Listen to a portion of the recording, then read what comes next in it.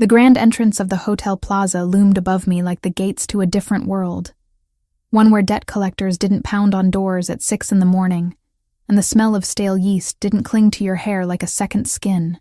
I tightened my grip on the small beaded clutch I had borrowed from a vintage shop in the village, my knuckles turning white against the dark fabric.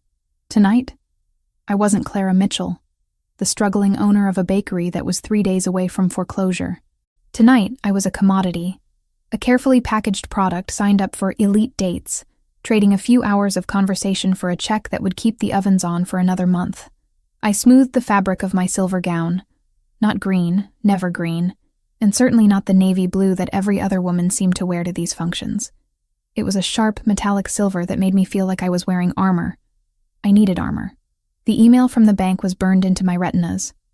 Notice of default. Immediate action required. My father had died leaving me flour, sugar, and a mountain of hidden loans. I would sell my soul before I let them put a padlock on Mitchell's patisserie. Name? The doorman asked, his voice devoid of interest. Clara, I said, my voice steady despite the trembling in my knees. I'm here for Lorenzo. Someone. The agency hadn't given me a last name, just a pseudonym and a description. The doorman checked a list, nodded once, and pulled open the heavy brass doors. The noise hit me first, a wave of laughter, clinking crystal, and a string quartet playing something aggressive and classical. The air smelled of expensive perfume and old money. I stepped inside, the heel of my shoe sinking slightly into the plush crimson carpet. I scanned the room, my heart hammering a frantic rhythm against my ribs. The instructions were specific. Meet him by the central ice sculpture. He will be wearing a white boutonniere. I navigated through the crowd, feeling like an imposter. These people moved with a languid grace that screamed of generational wealth. I moved like I was late for a shift. I forced myself to slow down, to breathe. I spotted the sculpture, a ridiculous melting swan, and saw him. Lorenzo was undeniably handsome in a way that felt almost aggressive. He had jet black hair slicked back perfectly, skin that looked like it had never seen a day of hard labor, and a jawline that could cut glass. He was leaning against a pillar, checking his reflection in the screen of his phone. As I approached, he looked up. His eyes, dark and restless, swept over me. He didn't look at my face first. He looked at my body, a slow, assessing crawl that made my skin prickle with discomfort.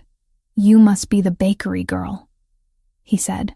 His voice was smooth, but there was a jagged edge to it, like a cracked veneer. Clara, I corrected, extending a hand. And you must be Lorenzo. He laughed, a short, sharp sound that didn't invite anyone else in. He took my hand, but his grip was clammy, his palm slightly moist. Lorenzo. Right. That's what they're calling me tonight. He didn't let go of my hand immediately. His thumb rubbed against my knuckles in a way that felt too familiar, too fast. You clean up nice for someone who plays with dough all day. The agency photos were conservative. This is better. I pulled my hand back, wiping it discreetly against my dress. Thank you. You have a lovely event here. It's a charity thing. Orphans or whales or something. I don't pay attention to the pamphlet. He winked, leaning in closer than necessary, invading my personal space with a cloud of heavy, musk-based cologne. I'm just here to make an appearance and spend some money. Speaking of which, you want a drink? You look stiff. Relax, sweetheart. I'm paying for your time, might as well enjoy it.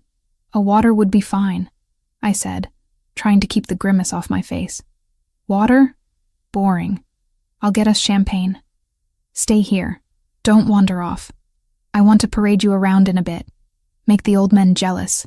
He patted my arm, a condescending tap, and turned away, vanishing into the throng of people heading toward the bar.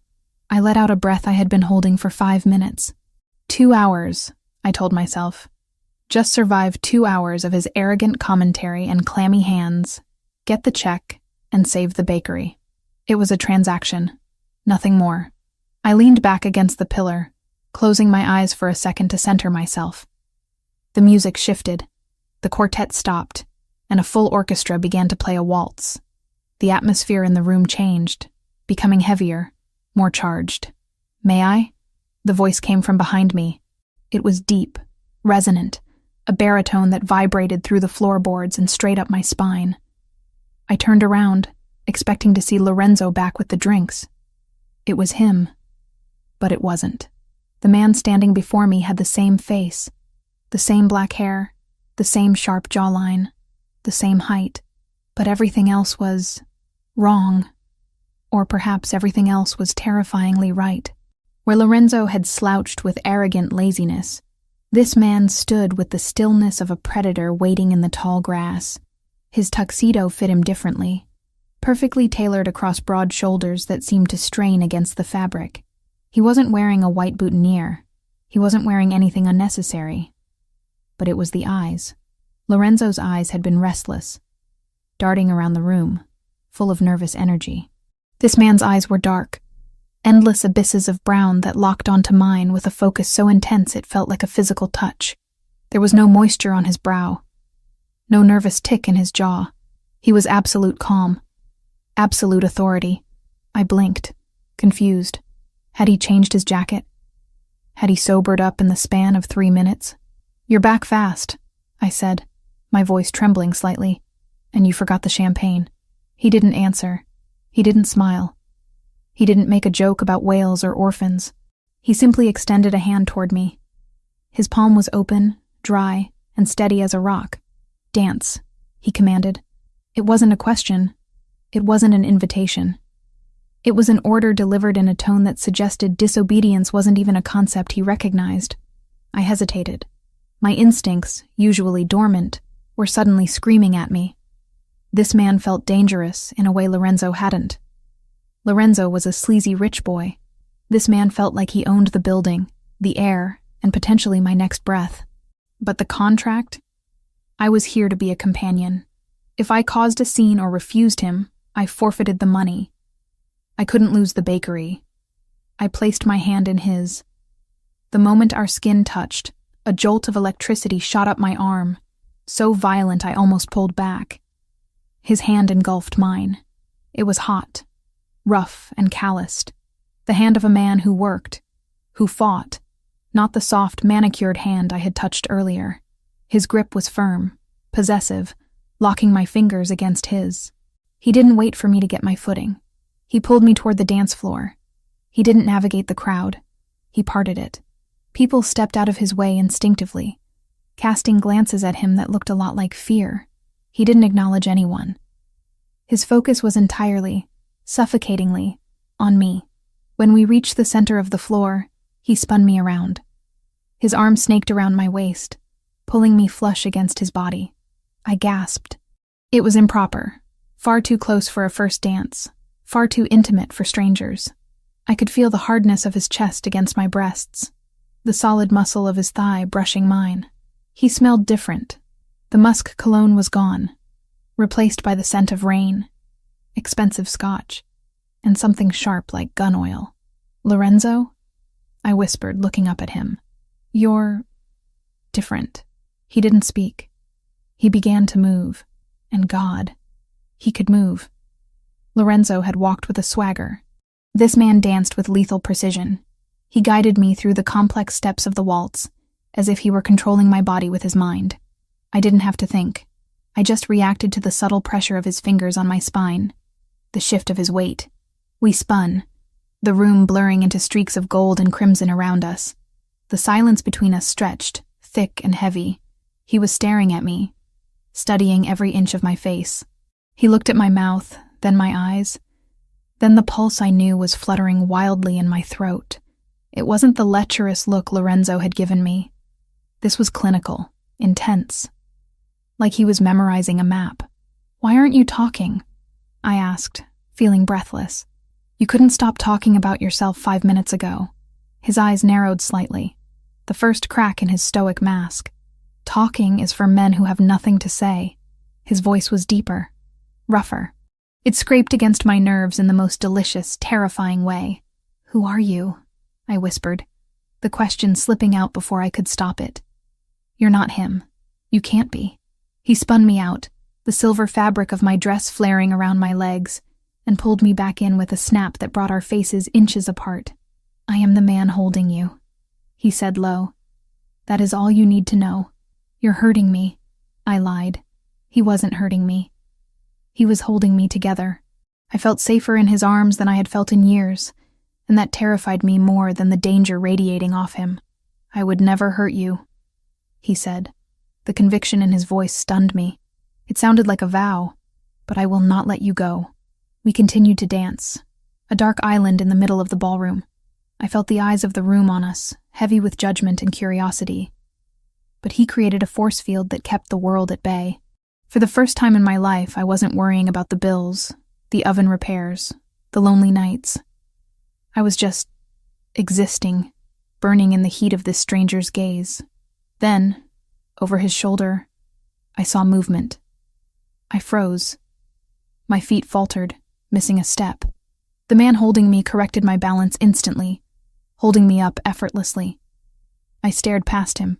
There, standing near the entrance to the bar, holding 2 glasses of champagne, was Lorenzo. He was pale, ghostly pale. He was staring at us, at me and the man holding me, with an expression of sheer horror. The glasses in his hands were shaking so hard liquid was sloshing over the rims. He took a step back, as if he wanted to run but was glued to the floor by fear. I looked back at the man in my arms. The man with the exact same face. Twins. The realization hit me like a physical blow. The agency hadn't mentioned twins. No one had mentioned twins. You... I stammered, my eyes wide. There are 2 of you. The man didn't look around. He didn't check to see who I was looking at. He knew. Of course he knew. There is only one of me, he growled, the sound vibrating in his chest against mine. The other is a shadow. The music seemed to swell, reaching a crescendo that matched the panic rising in my throat. I tried to pull away, to step back, but his arm was a band of steel. He wasn't letting me go. Let me go, I said, panic finally bleeding into my voice. I don't know what kind of game this is, but I want out. I need to leave. He stopped dancing. We stood dead center of the ballroom, the other couples swirling around us like water around a rock. He released my hand but kept his arm around my waist, pulling me even closer until I had to tilt my head back to look him in the eye. He lowered his head, his lips brushing against the shell of my ear. I shivered violently. You entered a game you do not understand, Clara, he whispered. His use of my name, my real name, sent a shockwave through me. You came here for money. You came here to save a bakery. How do you know that? I gasped. I know everything, he said. He pulled back slightly to look me in the eyes. His gaze was hard, unforgiving, yet strangely possessive.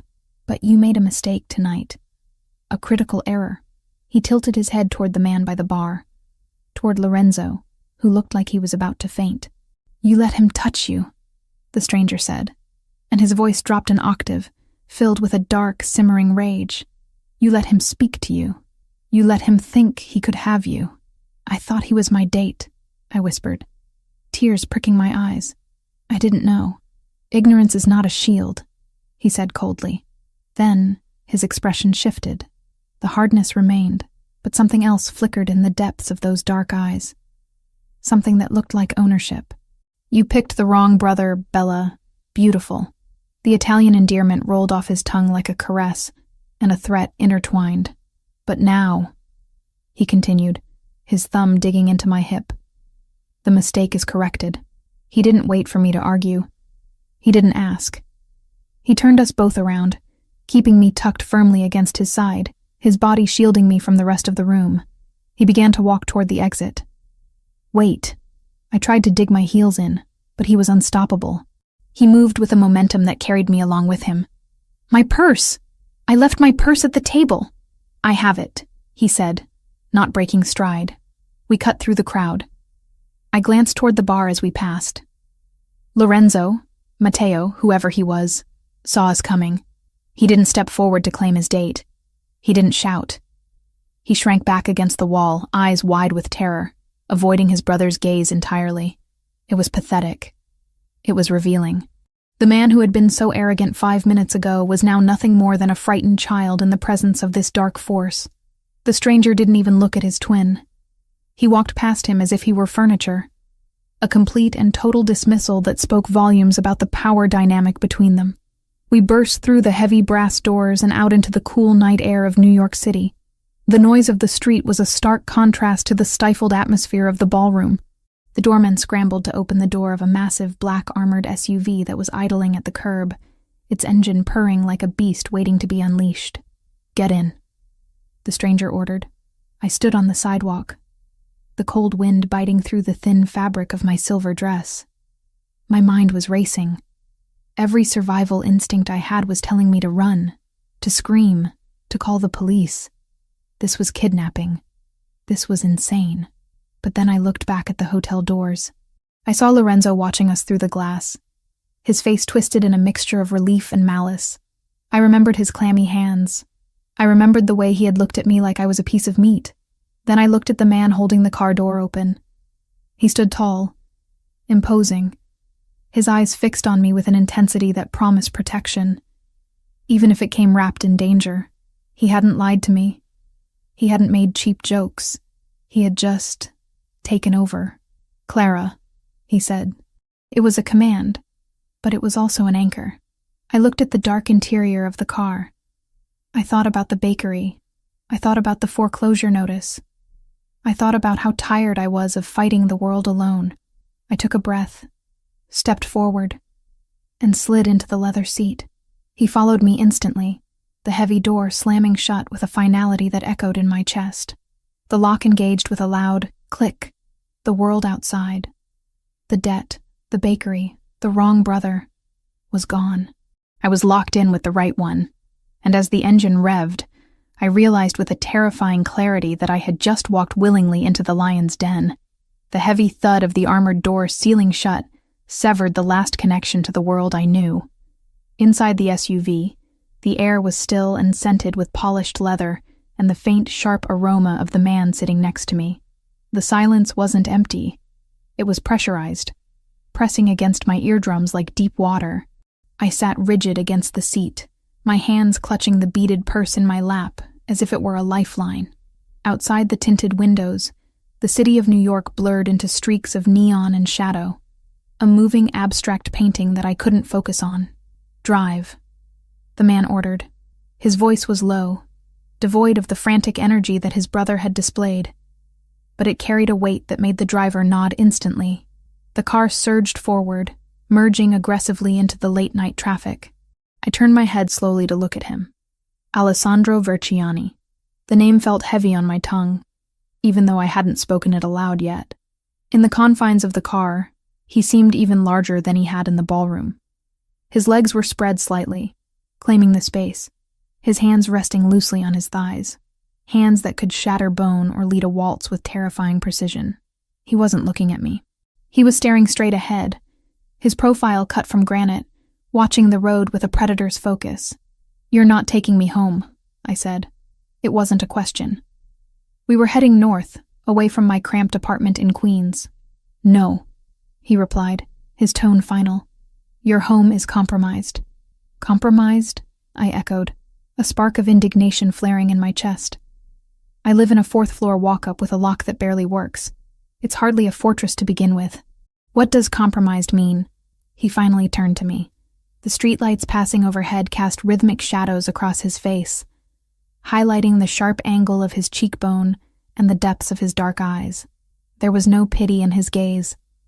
There was only a cold, clinical assessment of facts. "It means my brother does not lose gracefully," Alessandro said. He reached into the inside pocket of his tuxedo jacket. The movement was smooth, not threatening, but my muscles coiled instinctively. He pulled out a sleek black tablet and tapped the screen once before extending it toward me. "You asked who I was. You asked why I intervened." "Red." I hesitated, looking from his face to the device. "What is this?" "The reason you are sitting here instead of in a hotel suite being laughed at," he said brutally. I took the tablet. My fingers left smudges on the pristine glass. It was open to a messaging app, a private group chat.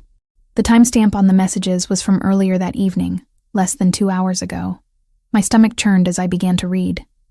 User, Maddie V, 8:45 p.m. Target acquired, the redhead from the agency. Elite Dates finally sent something edible. User, Luca Boy, 8:46 p.m. The baker? Didn't think she was your type.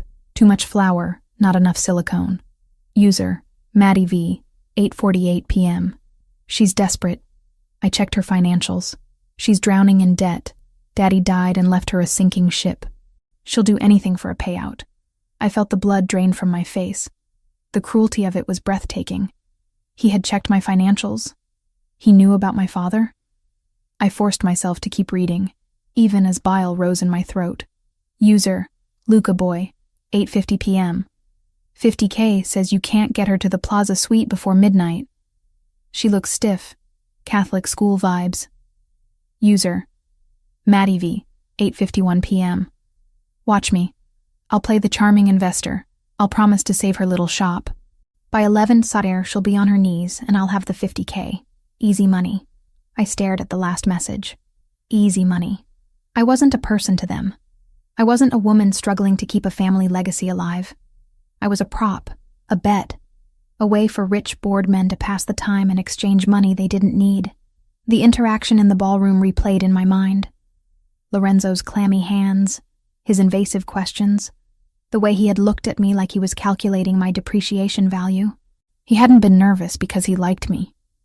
He had been nervous because he was on a timer. A sound escaped my throat, a harsh, jagged intake of breath. I didn't cry. I refused to cry. Tears were for people who had the luxury of being soft. And I hadn't been soft since the day the bank sent the first foreclosure notice. Instead of tears, a cold, hard rage settled in my stomach. He bet on me, I said, my voice eerily calm. $50,000. Pocket change to him, Alessandro said. He took the tablet back from my unresisting fingers and slid it away. He didn't want you, Clara. He wanted the victory. He wanted to prove he could break something innocent just because he was bored. And you? I looked at him, searching his face for the same cruelty. What do you want? Did you bet against him? Did I just help you win a different pot? Alessandro's jaw tightened. For a moment, the air in the car grew heavy with ozone, the scent of a coming storm. I do not gamble with people's lives. I end the games my brother starts. Why? I demanded. Why me? Why tonight? You could have let him win. You could have walked away. I could have, he admitted. He shifted, turning his body fully toward me. The leather seat creaked under his weight. But then I saw you. I saw you standing there in that silver dress, looking like you were ready to go to war with the world, but terrified you didn't have the ammunition. You didn't belong in his game. You were misplaced. Misplaced, I scoffed, though the word hit closer to home than I wanted to admit. So you rescued the stray dog. I claimed what was being mishandled. He corrected, his voice dropping an octave. The word claimed sent a shiver down my spine that had nothing to do with the air conditioning. Matteo breaks toys. I keep them. I am not a toy, I snapped. No, he agreed. You are not. Which is why I took you out of there before he could turn you into one. The car began to slow down. I looked out the window, expecting to see a hotel or a mansion, but the neighborhood was familiar. Too familiar. The knot in my stomach tightened until it was painful. We weren't in Manhattan anymore. We were in Brooklyn. We were 3 streets away from the bakery. Why are we here? I asked, leaning forward. You said my home was compromised. The bakery. I'm Matteo as a child, Alessandro said, his voice devoid of emotion, stating facts like a news anchor reporting a tragedy. When a child has his toy taken away, he throws a tantrum. When Matteo loses a bet, he flips the table. What did he do? My voice rose, panic finally cracking through the anger. Alessandro, what did he do? He didn't answer. He didn't have to. The car turned the final corner onto 4th Avenue, and the answer was written in the sky. Orange light flickered against the dark clouds, pulsing like a dying heartbeat. Smoke, thick and black, billowed into the air, choking the streetlights. No, I whispered. No, no, no. The car stopped. Before the driver could even put it in park, I was scrambling for the door handle. It was locked. Open it! I screamed, pounding on the glass. Open the door! Clara! Alessandro's voice was calm, a stark contrast to my hysteria. Wait! Open it! The lock clicked. I shoved the door open and stumbled out onto the pavement. The heat hit me instantly. It wasn't a warm summer breeze. It was a physical wall of scorching air. Mitchell's patisserie. The place where I had taken my first steps, where I had learned to braid dough before I learned to braid my hair, where my father's apron still hung on the hook in the back office, was gone. The front windows had been shattered. Flames were licking up the brick facade, consuming the awning that we had just replaced last year. The closed sign was melting, dripping like wax onto the sidewalk. Firefighters were there, shouting orders, their hoses blasting streams of water that looked pathetic against the roaring inferno. I stood frozen, the heat searing my face, my silver dress reflecting the destruction of my life. It wasn't just a building. It was my father. It was the smell of his cologne mixed with cinnamon. It was the sound of his laugh. It was the only thing I had left of him. The book, I gasped. The realization hit me like a bullet. The recipe book. It wasn't digital. It was a leather-bound journal, handwritten by my great-grandmother, added to by my grandfather, and finished by my dad. It was sitting on the metal prep table in the kitchen. I have to get it, I said, my voice sounding distant to my own ears. I took a step toward the police line, then another. I broke into a run. Hey, lady, get back, a fireman shouted. I didn't hear him. I just saw the flames eating the kitchen. I needed to save it. If I lost the book, I lost them. I lost everything. Arms wrapped around my waist. Hard, unyielding bars of iron. I was jerked back with such force that my feet left the ground. Let me go, I screamed, thrashing against the hold. I clawed at the suit jacket, digging my nails in, fighting like a wild animal. My dad's book. It's in there. Let me go. It's gone, Clara. Alessandro's voice roared in my ear, louder than the fire, louder than the sirens. Look at it. It's gone. No. I can save it. Let me go. I kicked backward, my heel connecting with his shin, but he didn't even flinch.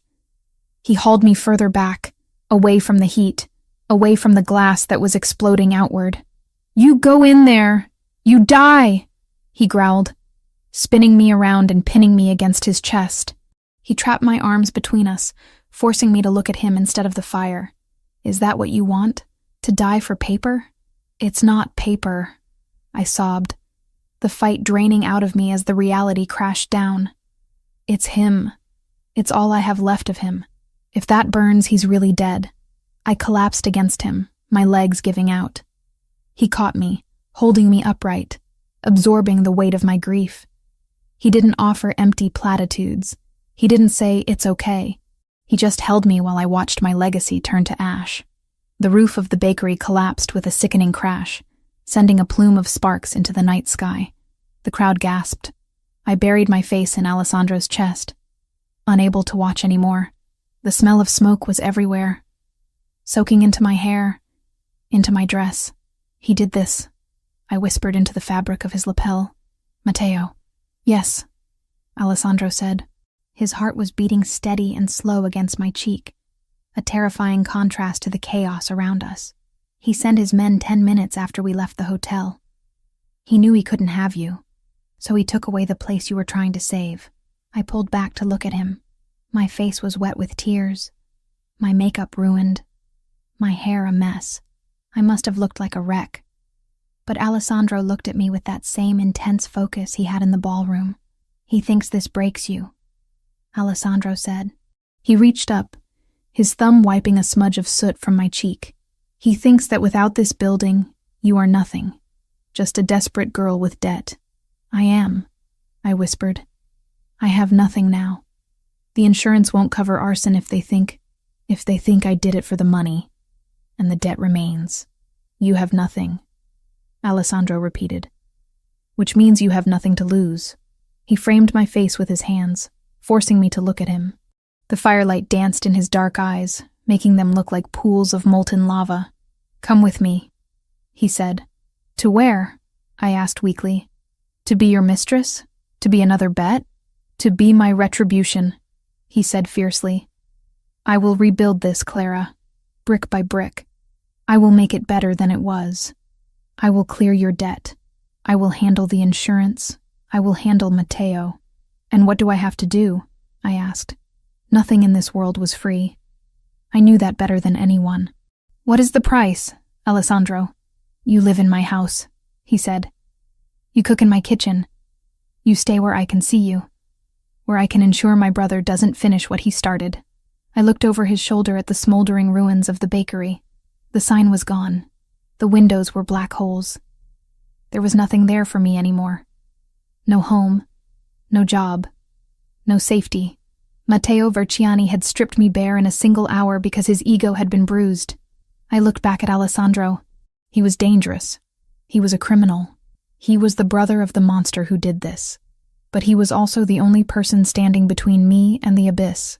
He had offered me a hand when I was drowning. I wiped my face with the back of my hand, smearing the soot, but clearing my vision.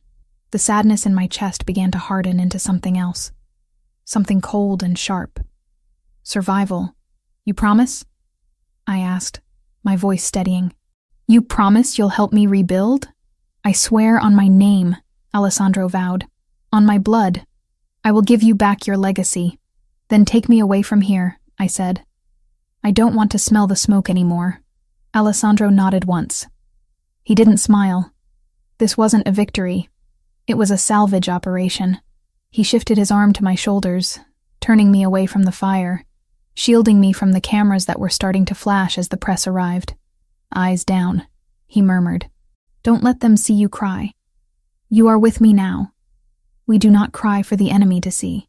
I straightened my spine. I took a deep breath of the tainted air and let it out. I walked beside him back to the car. The driver held the door open. This time I didn't hesitate.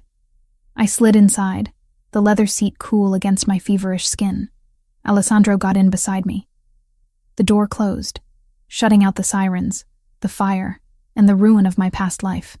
To the mansion, Alessandro ordered. As the car pulled away, I didn't look back. I couldn't. I looked at my hands, stained with soot, resting on the expensive silver fabric of my dress. I had lost the bakery. I had lost the book. But as I glanced at the man sitting silently beside me, his knuckles white as he gripped his knee, I realized I had gained something far more volatile.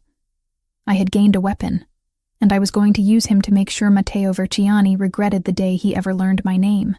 Are you hungry? Alessandro asked quietly, breaking the silence after a few blocks. The question was so mundane, so domestic, that it almost made me laugh hysterically. No, I said. I'm not hungry. You will eat, he stated. Shock burns calories, and you will need your strength. For what? He looked at me, and the darkness in his eyes promised violence and salvation in equal measure. For the war we are about to start, he said. I leaned my head back against the seat and closed my eyes. The image of the fire was burned into my eyelids, but the sound of his voice was louder. I was homeless. I was destitute. But for the first time in a long time, I wasn't alone.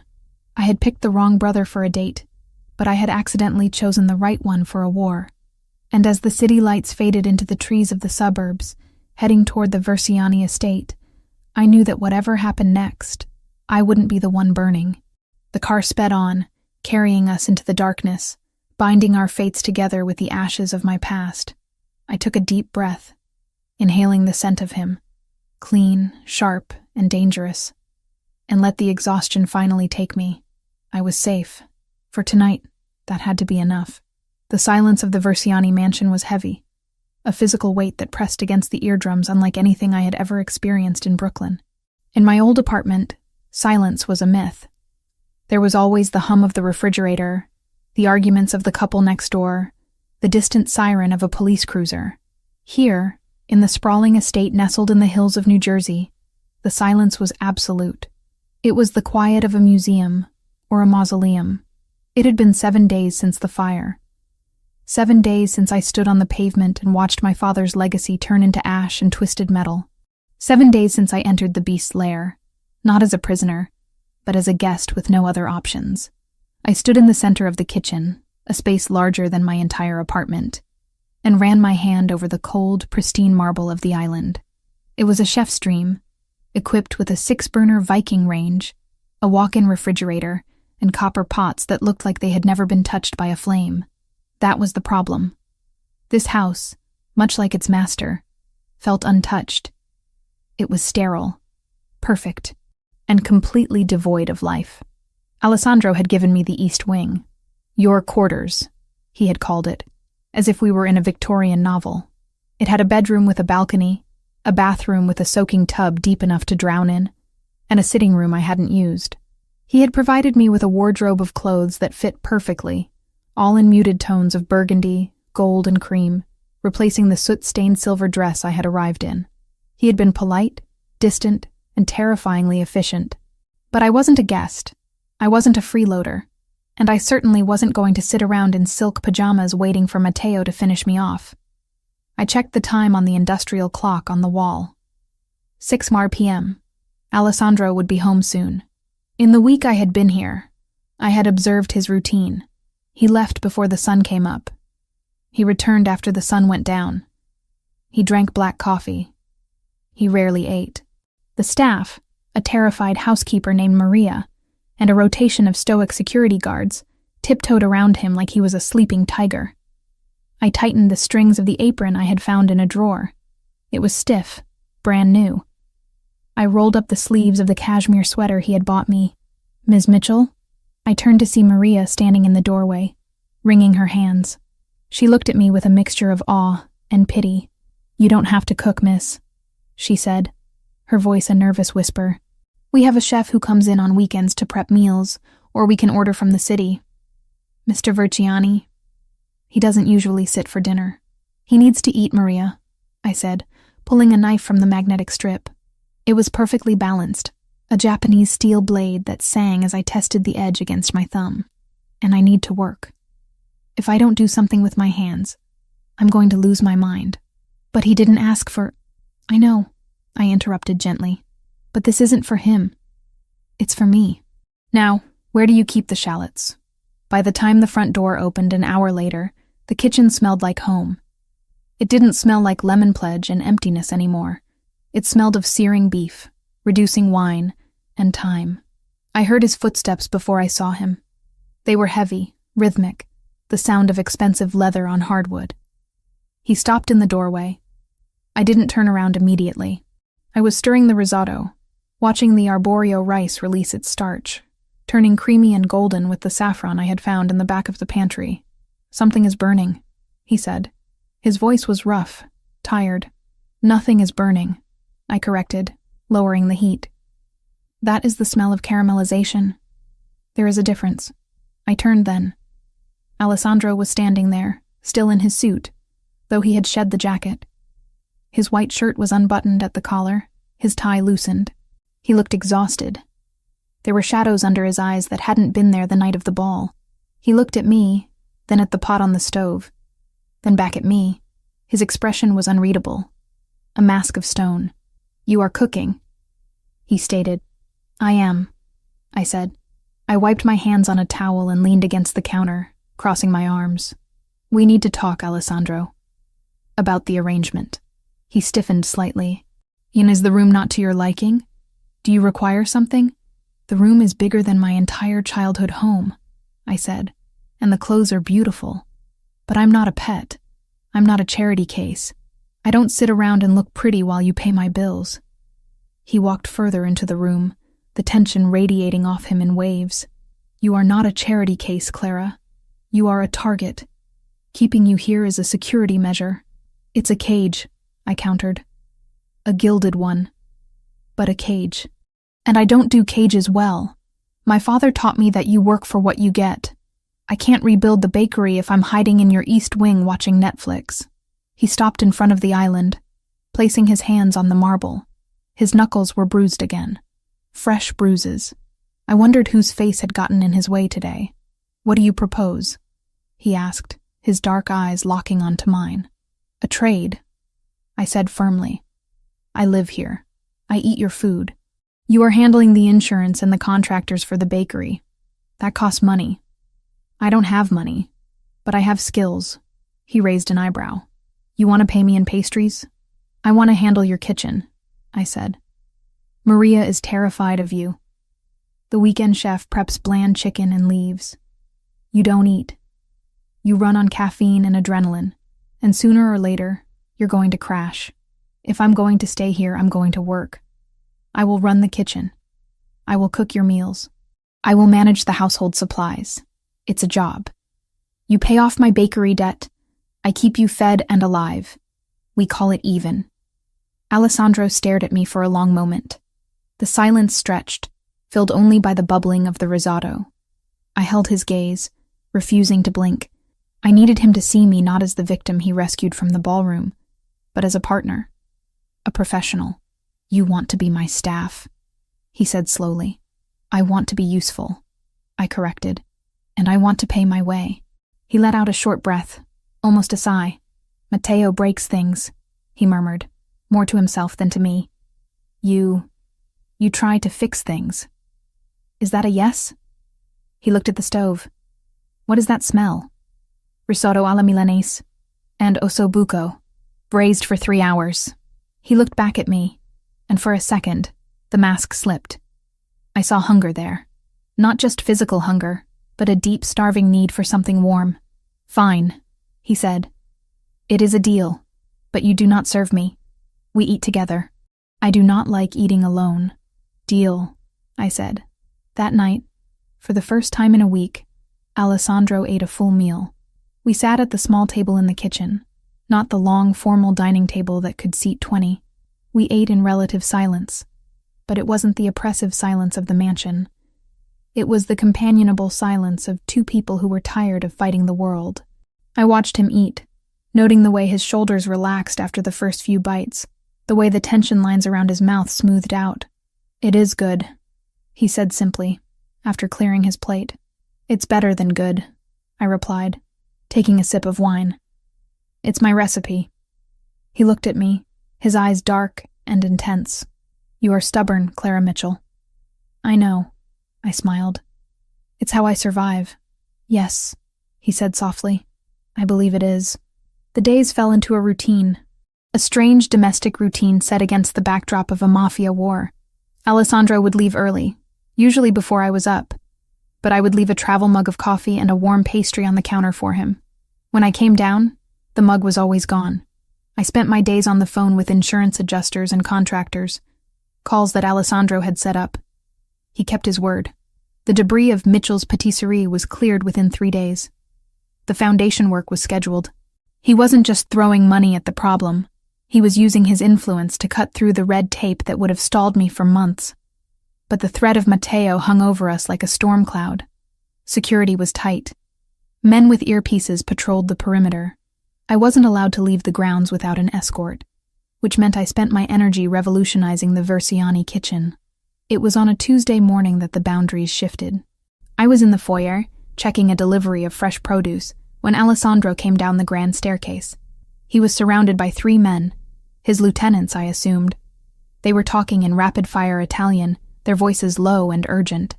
Alessandro looked lethal. He was wearing a charcoal 3-piece suit, his coat draped over his arm. He looked like a weapon sheathed in silk. He stopped when he saw me.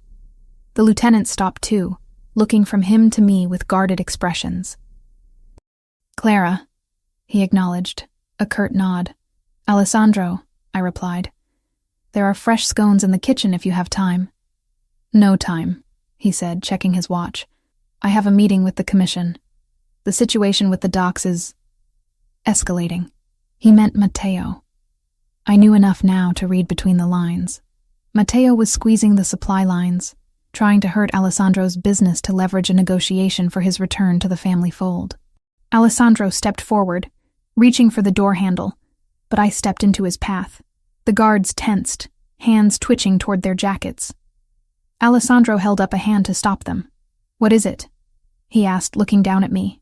Your tie, I said. He frowned, looking down. The silk tie was crooked, the knot hasty and slightly off-center. It was a small imperfection, but on a man like him, who commanded absolute respect, it was a chink in the armor. It showed he was distracted. It showed he was stressed. It's fine, he said dismissively. It's not, I said. You're going to meet the commission. You have to look like you're in control of everything, including your wardrobe. I reached out. He froze. I saw his throat bob as he swallowed. My hands hovered for a second, giving him a chance to push me away, to tell me to know my place. He didn't move. I stepped closer, invading his personal space. I could smell him. The sharp scent of his soap, the bitterness of espresso, and the underlying warmth of his skin. I reached up and undid the knot. His breathing hitched, a small, barely audible sound. I smoothed the silk, my knuckles brushing against the sensitive skin of his neck. His pulse was hammering against my fingers, fast and hard. You're nervous, I whispered, keeping my eyes on the knot as I retied it.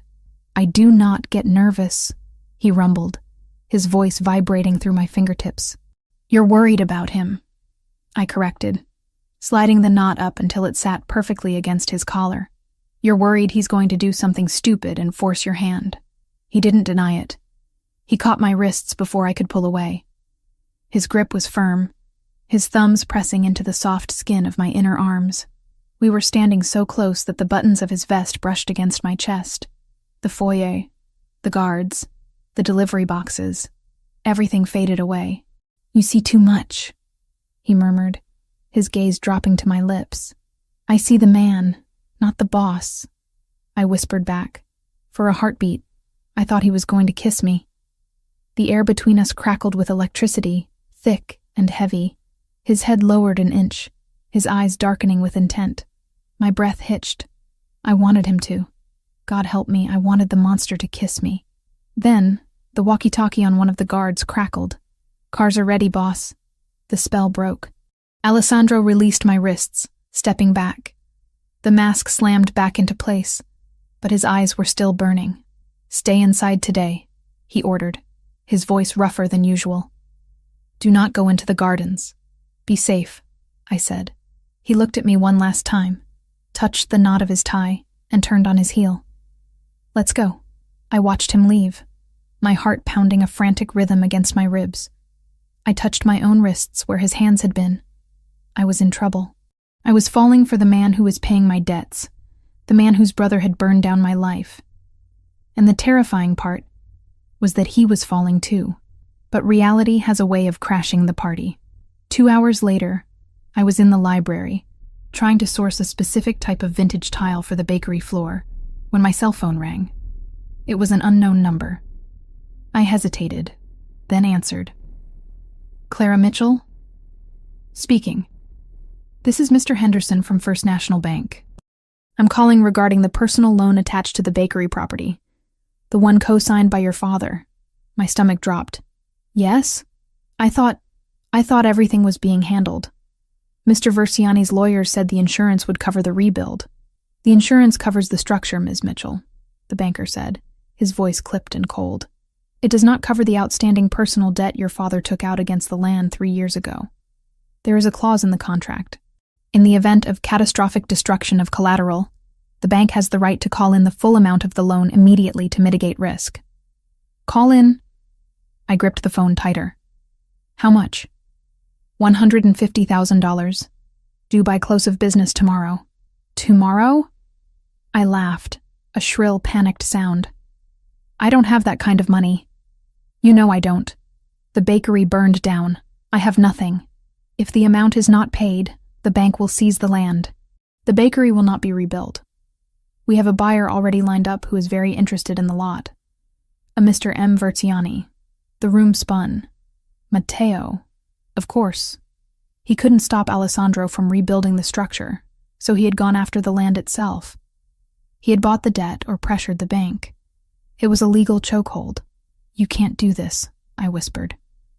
It is already in motion, Ms. Mitchell. Unless you have the funds. The line went dead. I sat there, the phone slipping from my hand onto the plush carpet. I was going to lose it. After everything. After the fire. After the humiliation at the ball. After surviving the first week in this house. Matteo was going to win. He was going to take the land, pave over my father's memory, and build a parking lot or a condo just to spite his brother. I couldn't ask Alessandro. I couldn't. He had already done so much. He was rebuilding the building. Asking him for another $150,000 felt like selling the last scrap of my soul. It crossed the line from partnership to paid mistress. I paced the library. I felt trapped.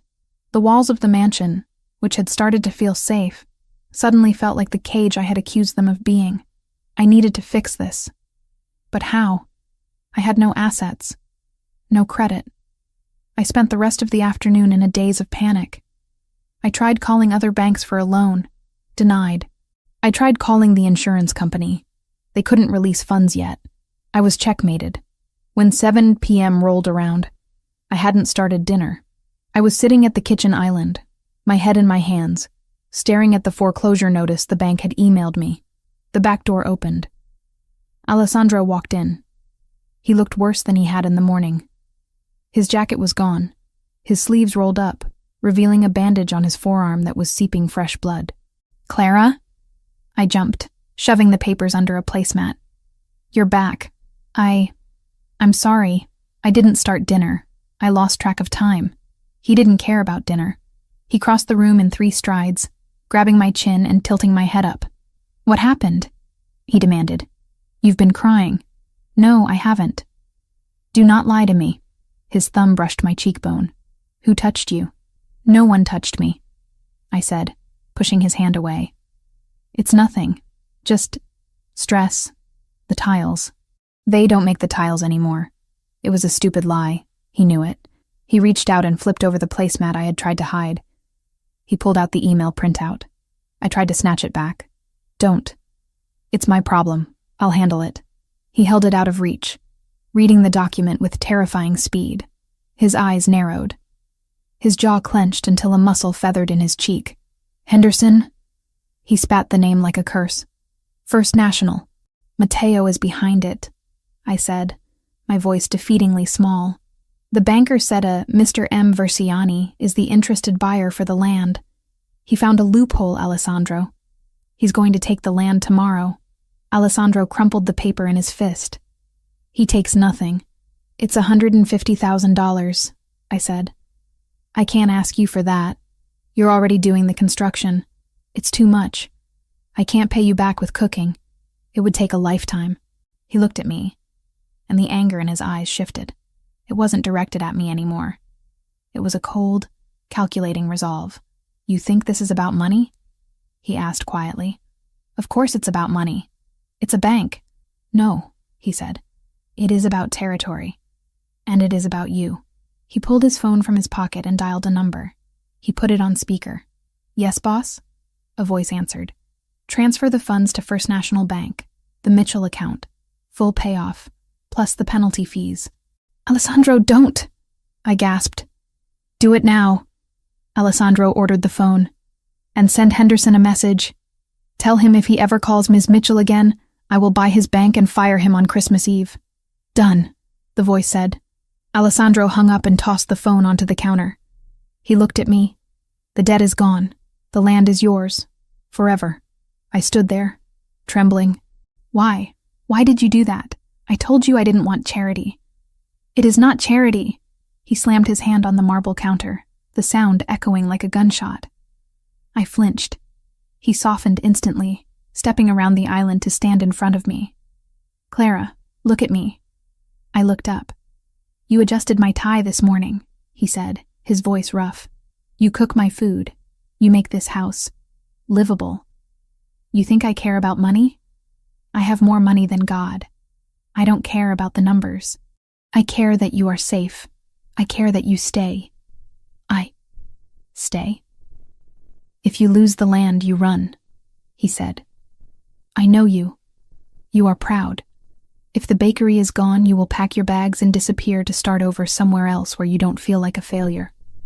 And He hesitated, struggling with the words. "I do not want you to disappear." My heart stopped, then restarted at double speed. "You paid $150,000 so I wouldn't leave?" "I paid it to secure my assets," he said, retreating behind his wall of logic. But his eyes betrayed him. "You are essential to the operation of this household." I looked at him. this powerful, broken, dangerous man who threw money at problems because he didn't know how to use words.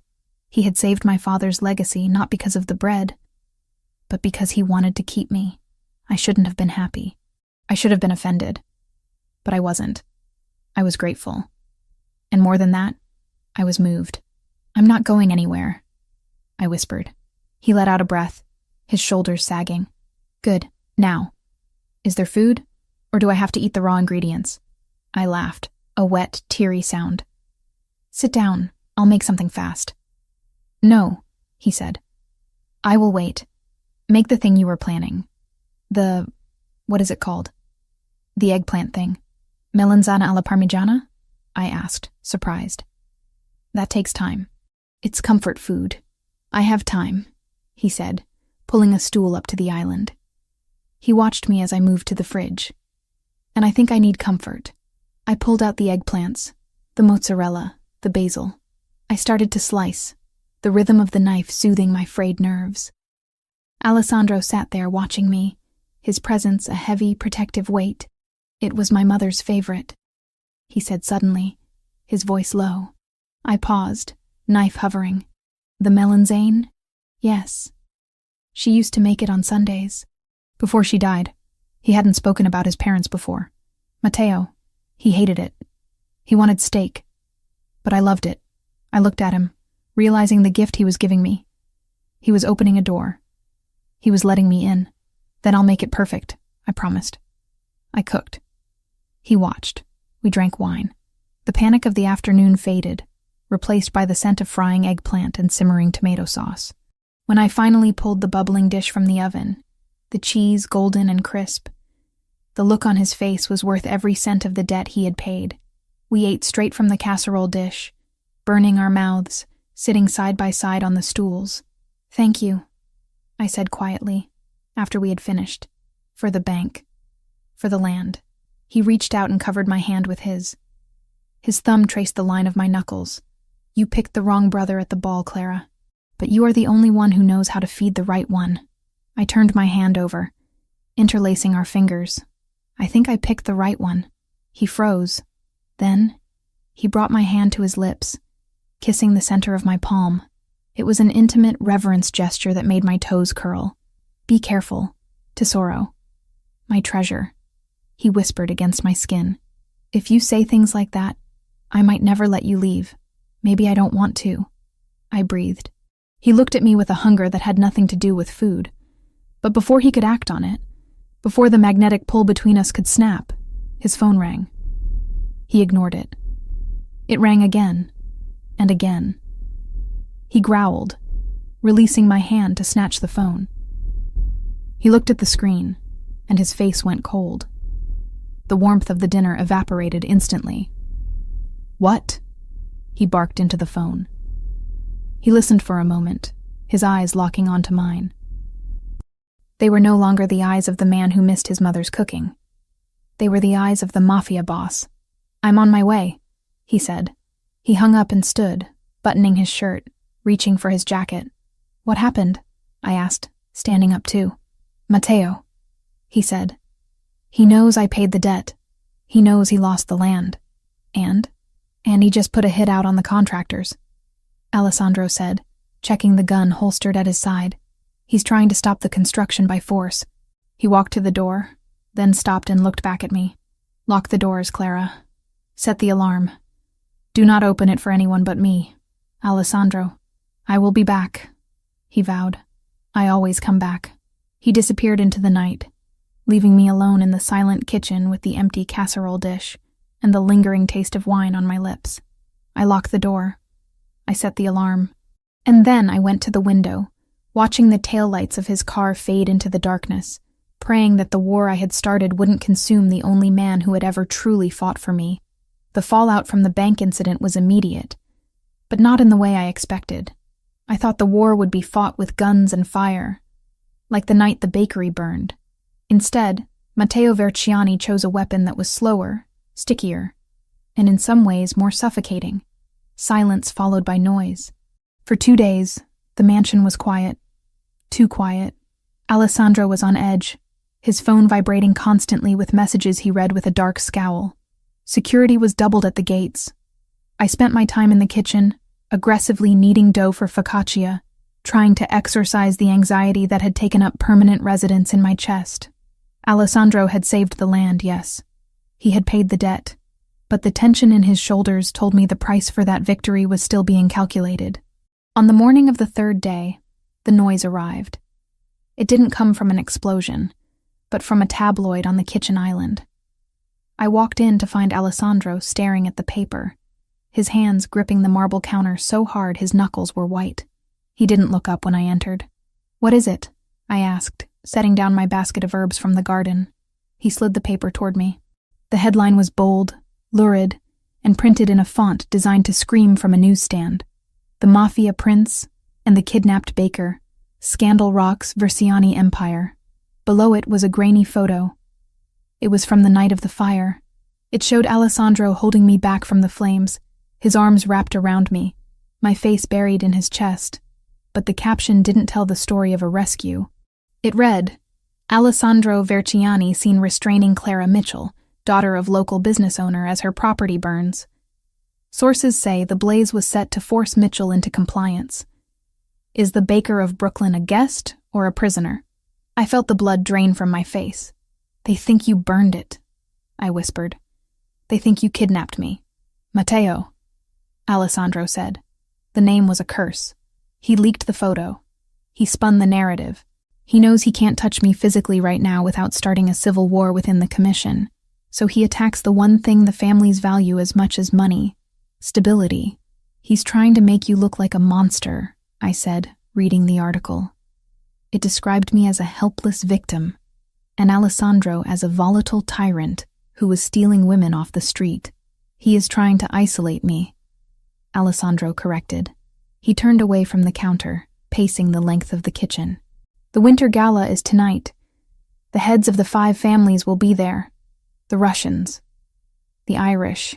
If they believe I am erratic, if they believe I am burning down civilian businesses and kidnapping women for sport, they will back Matteo. They will see him as the stable option. He wants to force a vote of no confidence." I looked at the photo again. I looked at the man pacing the room. The man who had paid $150,000 just so I wouldn't leave. The man who ate my eggplant parmesan like it was a religious experience. "Then we prove them wrong," I said. Alessandro stopped pacing. He looked at me, his dark eyes narrowing. "Clara, this is not a dinner party. This is a Shark Tank. If you walk into that room with me—" "If I don't," I interrupted, walking around the island to stand in front of him. "Then you look guilty. You look like you're hiding me. But if I walk in there, standing next to you, not behind you, then Matteo looks like a liar." He studied me for a long moment, the silence stretching between us. He wasn't looking at me like a boss looking at an employee, or a savior looking at a victim. He was looking at me like a partner. "It will be dangerous," he warned. "They will judge you. They will whisper. Matteo will be there, and he will not be sober. Let him come," I said, lifting my chin. "I've faced foreclosure, fire, and your brother's cheap pickup lines. I think I can handle a few whispers." A slow heat kindled in his eyes. He reached out, his hand cupping my cheek, his thumb brushing over my skin with a reverence that made my breath hitch. "Then get dressed," he said, his voice dropping to that rough velvet timbre that turned my knees to water. "We are going shopping." The boutique Alessandro took me to wasn't a store. It was a fortress of silk and chiffon located in a brownstone on the Upper East Side that didn't have a sign. The windows were frosted. The door was locked until a security guard recognized Alessandro and buzzed us in. Inside, it smelled of lavender and money. A woman with severe glasses and an impeccable suit hurried over. "Mr. Versiani," she said, inclining her head. "We weren't expecting you." "I need a gown," he said, "for the gala. Tonight." "Of course," she said, her eyes flicking to me. There was judgment there. I was wearing jeans and one of Alessandro's oversized sweaters, but she hid it quickly. "For the young lady? What style were you thinking? We have a lovely selection of pastels. Perhaps something modest, too." "No," Alessandro said. He didn't look at the racks. He looked at me. "She does not need modest. and she does not wear pastels. She chooses. He walked over to a leather armchair, sat down, and crossed his legs. He gestured to the store. Whatever you want, Clara. Choose something that tells them who you are. It was a test. Or maybe it was a gift. Matteo had treated me like a doll to be dressed up for a bet. Alessandro was giving me the weapon and letting me aim it. I walked through the racks. I touched silks that felt like water and satins that felt like glass. I saw the navy blue dresses, the safe, elegant choice for a Mafia wife. I saw the black dresses, the color of mourning and power. But then, in the back, I saw it. It wasn't safe. It wasn't quiet. It was a deep, rich burgundy, the color of expensive wine or fresh blood. It was made of heavy velvet that looked like it could absorb the light. It had long sleeves, a high neck that dipped into a dangerous V in the back, and a slit that went up to the thigh. It was regal. It was bold. It was the color of the heart I was trying to protect. This one, I said. The saleswoman hesitated. That is a very strong color, miss. It is from the vintage collection. It might be too heavy for— Try it on, Alessandro said from his chair. His eyes were fixed on the dress, and I saw a flash of hunger there that he didn't bother to hide. 10 minutes later, I stepped out of the dressing room. The velvet hugged every curve of my body, heavy and protective. The color made my pale skin look luminous, and my red hair look like fire. I had pinned my hair up loosely, letting a few strands fall to frame my face. I wasn't wearing the silver jewelry I had worn to the plaza. I was wearing nothing but the dress and the gold heels the assistant had found. I walked to the pedestal and turned to the mirror. For the first time in weeks, I didn't see the tired girl who cried over bills. I saw a woman who had survived a fire. I looked at Alessandro in the reflection. He had stood up. He was staring at me with an intensity that made the air in the room feel thin. He walked toward me slowly, like he was approaching a wild animal he intended to capture. He stopped right behind me, his dark eyes locking with mine in the glass. Burgundy, he murmured, his voice rough. The color of kings. Do you like it? I asked, my voice barely a whisper. He placed his hands on my shoulders, his thumbs rubbing against the velvet. The heat of his palm seeped through the heavy fabric, branding me.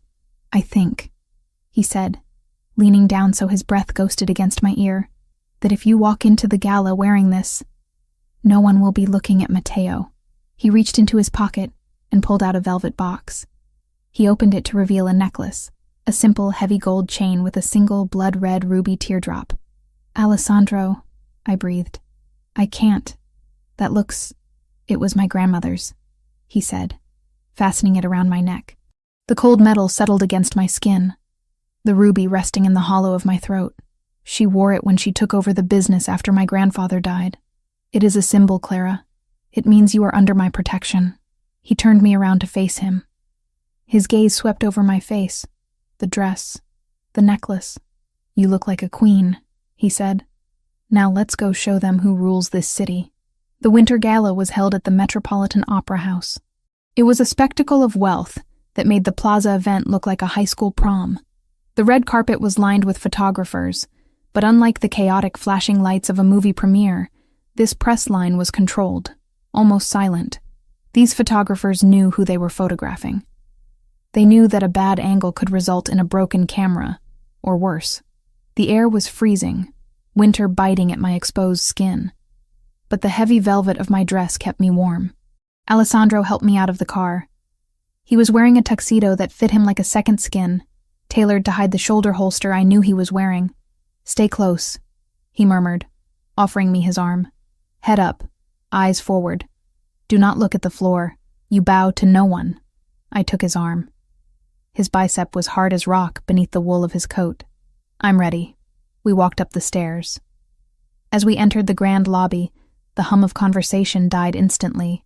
It wasn't a gradual quiet. It was a guillotine drop of silence. Hundreds of heads turned. I felt the weight of their stares physically. I saw the older men in their dark suits, the dons of the 5 families, assessing me with cold, reptilian eyes. I saw their wives and daughters in their diamonds and furs, whispering behind manicured hands. That's her. The baker. The charity case. The prisoner. I tightened my grip on Alessandro's arm, but I didn't look down. I looked straight ahead, channeling the heat of the fire that had taken my home. I let the burgundy velvet flow around me like armor. Alessandro didn't speed up. He didn't slow down. He walked me through the center of the lobby with an air of absolute, terrifying ownership. He nodded to a few men. Don Rinaldi, the head of the Neapolitan faction. Mr. Petrov, the Russian liaison. But he didn't stop to chat. He was parading me. He was showing them exactly what the tabloid had lied about. I wasn't being dragged. I was walking beside him. "Verciani!" a voice boomed. We stopped. A large man with gray hair and a scar running down his chin stepped into our path. It was Don Ricci. Old school. Dangerous. "Ricci," Alessandro acknowledged, his voice cool. "Bold choice," Ricci said, his eyes flicking to me. "Bringing the civilian. After the unpleasantness in Brooklyn. The papers say she is a flight risk." "The papers are owned by people who sell lies for quarters," Alessandro said smoothly. "Clara is not a flight risk. She is my guest of honor," Ricci hummed, stepping closer to me. He smelled of cigars. "Is that so? Tell me, Signorina, did he pull you from the fire, or did he light the match?" It was a trap. If I looked scared, Alessandro looked guilty. If I looked angry, I looked unstable. I met Ricci's gaze. "Mr. Verciani pulled me from the fire. Don Ricci," I said, my voice steady and clear, carrying in the silent lobby. But I suspect the match was lit by someone who is afraid of competition. Ricci's eyebrows shot up. A ripple of murmurs went through the crowd.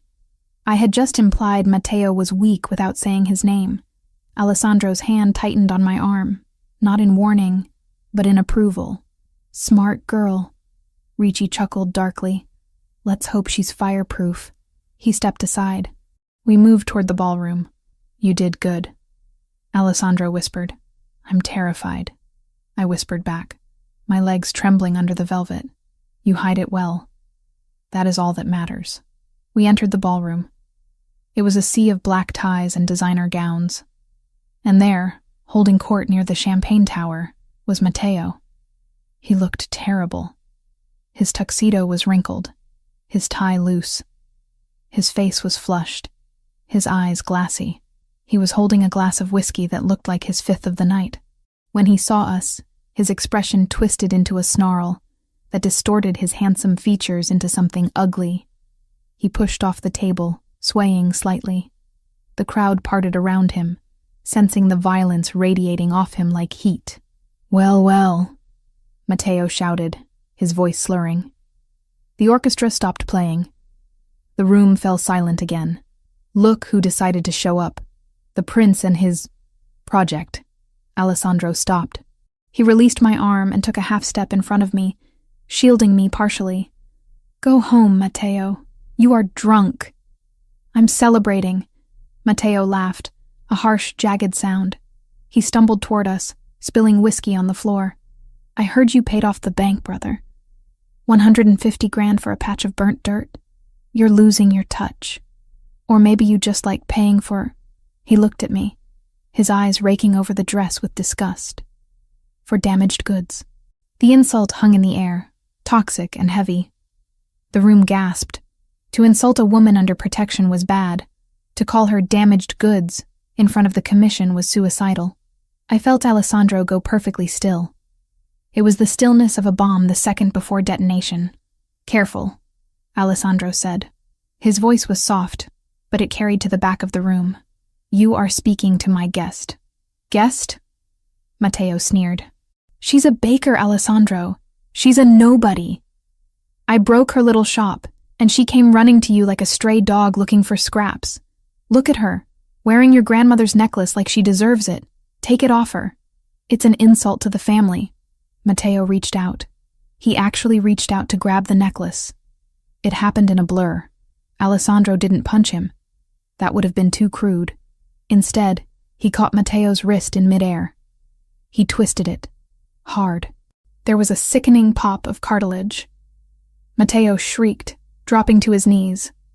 The whiskey glass shattered on the marble floor. Alessandro didn't let go. He held Matteo there, kneeling in the glass and the spilled alcohol, forced to bow before us. "You do not touch her," Alessandro said. He wasn't shouting. He was pronouncing a sentence. "You do not look at her. You do not speak her name." "You're crazy," Matteo gasped, clutching his wrist. "She's nothing. She's just a bet I lost." Alessandro released him with a shove that sent Matteo sprawling backward. Then, Alessandro turned. He didn't look at his brother. He looked at the crowd. He looked at the dons, the wives, the rivals. He walked to the stage where the orchestra was waiting. He took the microphone from the stand. The feedback whined for a split second, then silence. He looked out at the room, searching until his eyes found mine. I stood alone in the center of the floor, the burgundy dress blazing like a beacon. "There have been rumors," Alessandro said, his voice amplified, filling the cavernous hall. "Rumors that the Versiani family is unstable. Rumors that I am acting without reason." He paused. "Let me be clear. The fire in Brooklyn was an act of cowardice committed by a man who cannot accept defeat. It was an attack on a civilian." He stepped off the stage and walked toward me. The crowd parted like the Red Sea. He didn't stop until he was standing right in front of me. He took my hand, the one that wasn't trembling, and raised it. "Clara Mitchell is not a prisoner," Alessandro declared, his voice ringing with power. "She is not a victim. She is under the personal protection of the Versiani head of family. This means that her debt is my debt. Her enemies are my enemies. And her safety?" He looked at Matteo, who was being helped up by 2 embarrassed security guards. "Is my only priority." Alessandro looked back at me. "Anyone who disrespects her, disrespects me. Anyone who touches her, declares war on me. And I have never lost a war." He brought my hand to his lips and kissed the knuckles, right over the spot where I had burned myself on the oven rack days ago. It wasn't a showy kiss. It was a seal. A blood pact made in front of 500 witnesses. "Get him out of here," Alessandro ordered the security team, gesturing to Matteo. "He is no longer welcome at family events." "You can't do this," Matteo screamed as the guards grabbed his arms. "I'm your blood. She's just a girl." "She is a queen," Alessandro said coldly. "You are a drunk." They dragged Matteo out. The doors closed behind him, cutting off his shouts. The silence that followed was terrified, reverent. Alessandro looked at me. "Are you all right?" he whispered, away from the microphone. I looked at him. My heart was pounding so hard I thought it would bruise my ribs. He had just claimed me. Not in secret, not in a car, but in front of the entire world that mattered to him. He had exiled his own brother for me. "I'm fine," I breathed. "I'm better than fine." "Good," he said. "Because I need air." He took my elbow and guided me not back to the crowd, but toward the French doors that led to the terrace. The crowd stepped back, bowing their heads slightly as we passed. They weren't looking at the baker anymore. They were looking at the boss's woman. We stepped out onto the stone balcony. The winter air hit us instantly, freezing and sharp, but after the heat of the ballroom, it felt clarifying. The city lights of Manhattan sprawled out before us, a grid of gold and diamonds. Alessandro walked to the stone railing and gripped it, staring out at the city. I watched him. I saw the way his chest heaved, the way the adrenaline was slowly bleeding out of him, leaving him raw. I walked over and stood next to him. I didn't say anything. I just placed my hand over his on the cold stone. He turned his hand over and gripped mine, lacing our fingers together. "I didn't plan the speech," he admitted, his voice low. "It was a good speech," I said. A bit dramatic, but effective. He let out a short, dry laugh. "I broke his wrist. My mother would be ashamed." "Your mother would be proud that you stood up for someone who couldn't stand up for themselves," I said softly. He was going to hurt me, Alessandro. Not physically, maybe, but he wanted to strip me of my dignity. He wanted to make me feel small. He succeeded with the fire," Alessandro said. "I wasn't going to let him succeed tonight." He turned to face me, blocking the wind with his body. He looked down at the necklace, his grandmother's necklace, resting against my skin. "You asked me once why I intervened," he said. "Why I took you from the ball. Why I paid the debt. You said it was to secure your assets," I reminded him. I lied. The wind whipped a strand of hair across my face. He reached out and tucked it behind my ear, his fingers lingering on my jaw. His touch was hot, searing against the winter chill. "I did it because I wanted to," he confessed, the words torn from him. "I did it because when I saw you in that silver dress, dancing with a man who didn't deserve to breathe the same air as you, I felt something I haven't felt in 10 years. "What?" I whispered, my breath misting in the air between us. "Possessive," he said. "Territorial. Alive." He stepped closer, eliminating the space between us. My back pressed against the stone railing. There was nowhere to go, and I didn't want to go anywhere. "I didn't save you to settle a score, Clara. I saved you because the thought of you belonging to anyone else, it made me want to burn the city down myself." My heart stuttered. This was it. The line. We were crossing it. "And now?" I asked. "Everyone inside thinks I belong to you now. They think I'm yours." He looked at me, his eyes dark and endless, filled with the reflection of the city lights and a hunger that could consume worlds. "Let them think," he whispered, leaning down until his lips were hovering millimeters from mine. "But tell me, Clara, do they think right?" I looked at the man who had rebuilt my life from the ashes. The man who had faced down his own blood to protect my honor. The man who made me feel like a queen in a velvet dress. I reached up, tangling my fingers in the hair at the nape of his neck. "Yes," I breathed. He didn't hesitate. He crashed his mouth down on mine. It wasn't a gentle kiss. It was a collision. It was fire and ice, velvet and steel. It was the taste of danger and the promise of safety. He kissed me like he was starving, and I kissed him back with everything I had. All the fear, all the gratitude, all the anger at the world, pouring it into him. His arms wrapped around me, lifting me slightly off the ground, crushing me against his chest. I felt the gun holster under his jacket, the hard muscle of his chest, the frantic beating of his heart that matched my own. For a moment, on that balcony, there was no Mafia, no debt, no Matteo. There was just us, the baker and the boss, rewriting the rules of the game. When he finally pulled back, we were both gasping for air. His forehead rested against mine. "Let's go home," he growled. "Yes," I said. "Let's go home." But as we turned to leave the terrace, a shadow moved in the corner of my vision. A flicker of movement from the street below. I looked down, but there was nothing there. Just the empty street and the waiting cars. I shivered, but Alessandro wrapped his coat around my shoulders, pulling me into his side. "I have you," he promised, and for tonight, under the burgundy velvet and the winter stars. I believed him. I had picked the right brother, and I was never, ever giving him back. The storm that battered the Versiani estate that night felt less like weather and more like a premonition. Rain lashed against the reinforced glass of the East Wing's balcony doors, the sound rhythmic and violent, drowning out the silence that usually suffocated the mansion. I lay in the center of the massive bed, staring up at the intricate plaster molding of the ceiling, unable to close my eyes.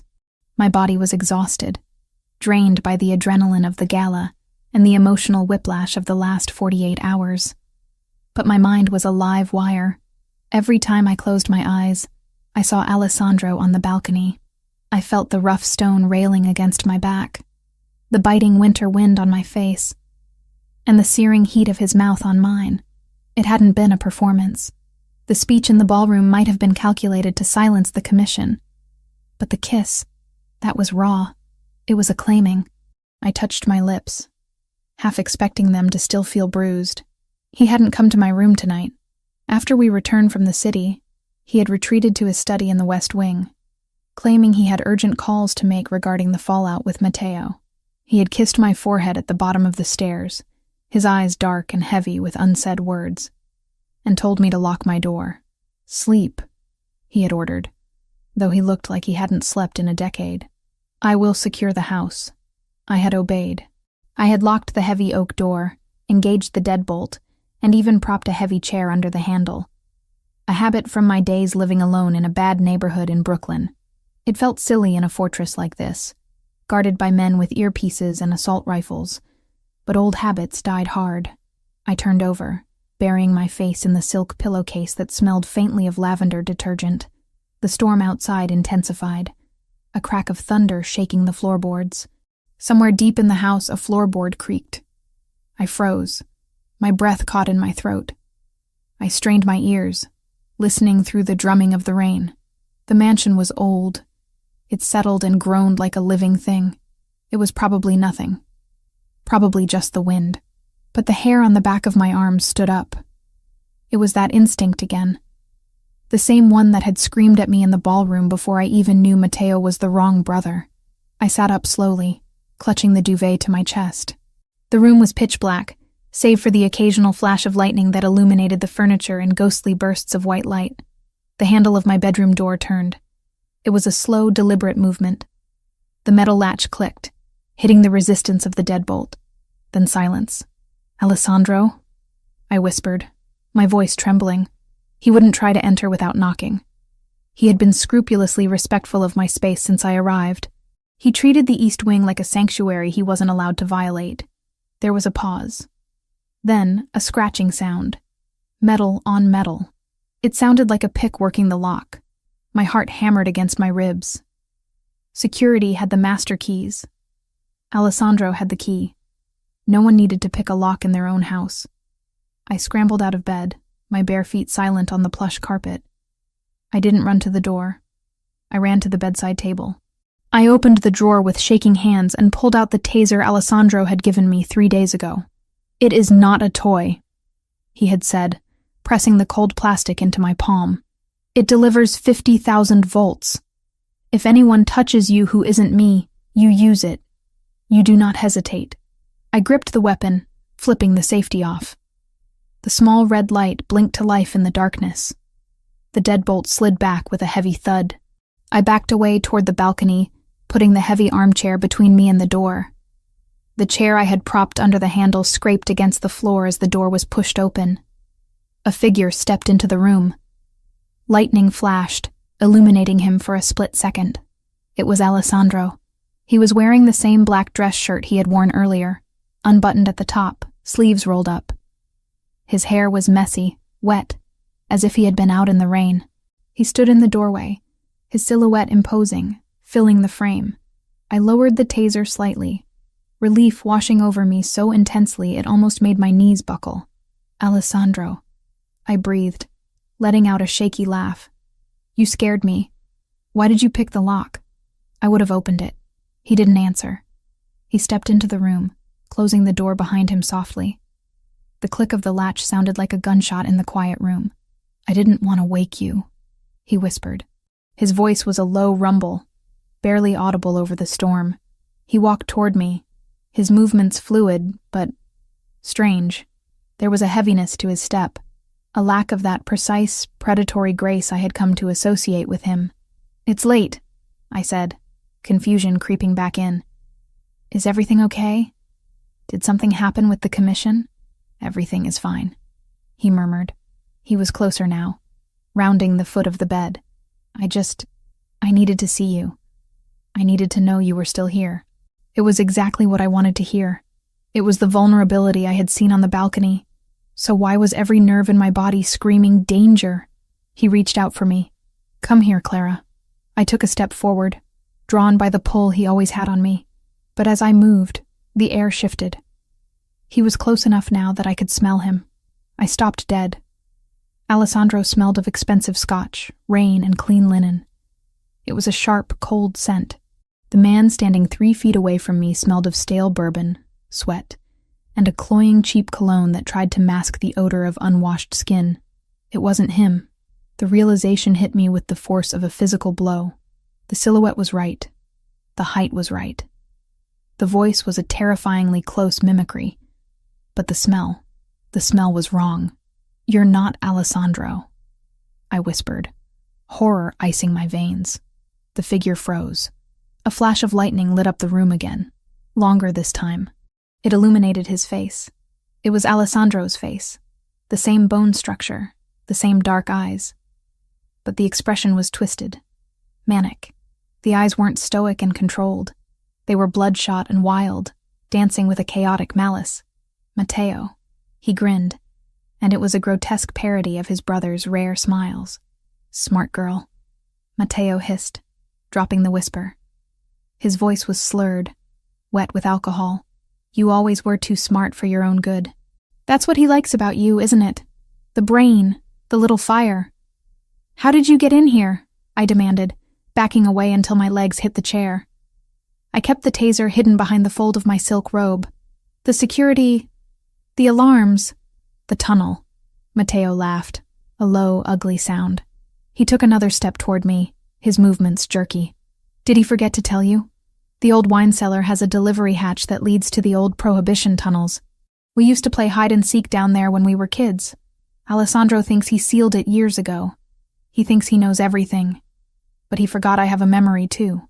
He was drunk, dangerous, and he was in my bedroom.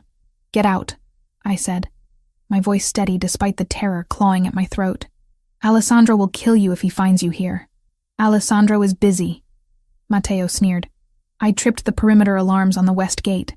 "He's out there right now, running around in the rain with his dogs, looking for a threat that isn't there, while the real wolf walked right through the back door." He lunged. It wasn't a seductive move. It was an attack. He cleared the distance between us in a second, his hand shooting out to grab my throat. I didn't scream. I didn't freeze. I remembered the weight of the gun in the car. The lessons Alessandro had whispered to me about survival. You do not hesitate. I sidestepped his grab, dropping to my knees, and thrust the taser upward into his exposed stomach. I pulled the trigger. The crackle of electricity was deafening in the small space. Matteo convulsed, a guttural scream tearing from his throat as 50,000 volts locked his muscles. He collapsed backward, crashing into the bedside table, shattering the lamp. I didn't wait to see if he was down. I scrambled over the bed, making for the door. "You bitch," he roared. He was fast. Too fast. The drugs or the alcohol must have dulled the pain, or maybe the taser hadn't connected fully through his thick coat. I felt a hand clamp around my ankle. I fell hard, my chin hitting the carpet. He dragged me back, away from the door. I kicked out, my heel connecting with his shoulder, his face, anything I could reach. He crawled on top of me, his weight crushing the air from my lungs. He wasn't smiling anymore. His face was a mask of pure, unadulterated hatred. "You think you're special?" he spat, saliva hitting my cheek. He pinned my wrists above my head with one hand. "You're nothing. You're a baker, a peasant, and you ruined me.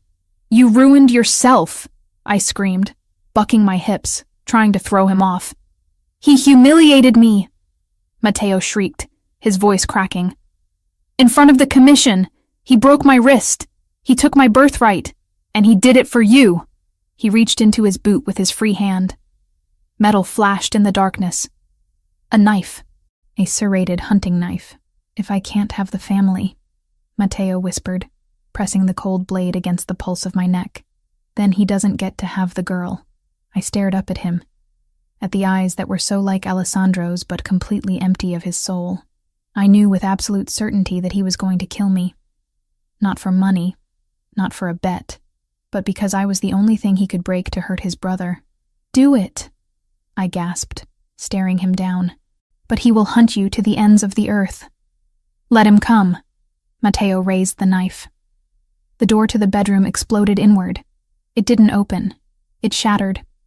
The wood splintered around the lock as a force of nature kicked it in. Matteo flinched, turning his head. Alessandro stood in the ruins of the doorway. He was dripping wet, his chest heaving, a gun in his hand. But he didn't fire. He couldn't. Matteo was on top of me. The shot was too risky. Alessandro didn't need the gun. He dropped it. He moved faster than I thought a human being could move. He was a blur of darkness and violence. He crossed the room and tackled Matteo off me, the force of the impact sending them both crashing into the wardrobe. The wood cracked. Mirrors shattered, raining shards of glass onto the carpet. I scrambled backward, gasping for air, clutching my throat where the knife had pressed. The two brothers were a tangle of limbs on the floor.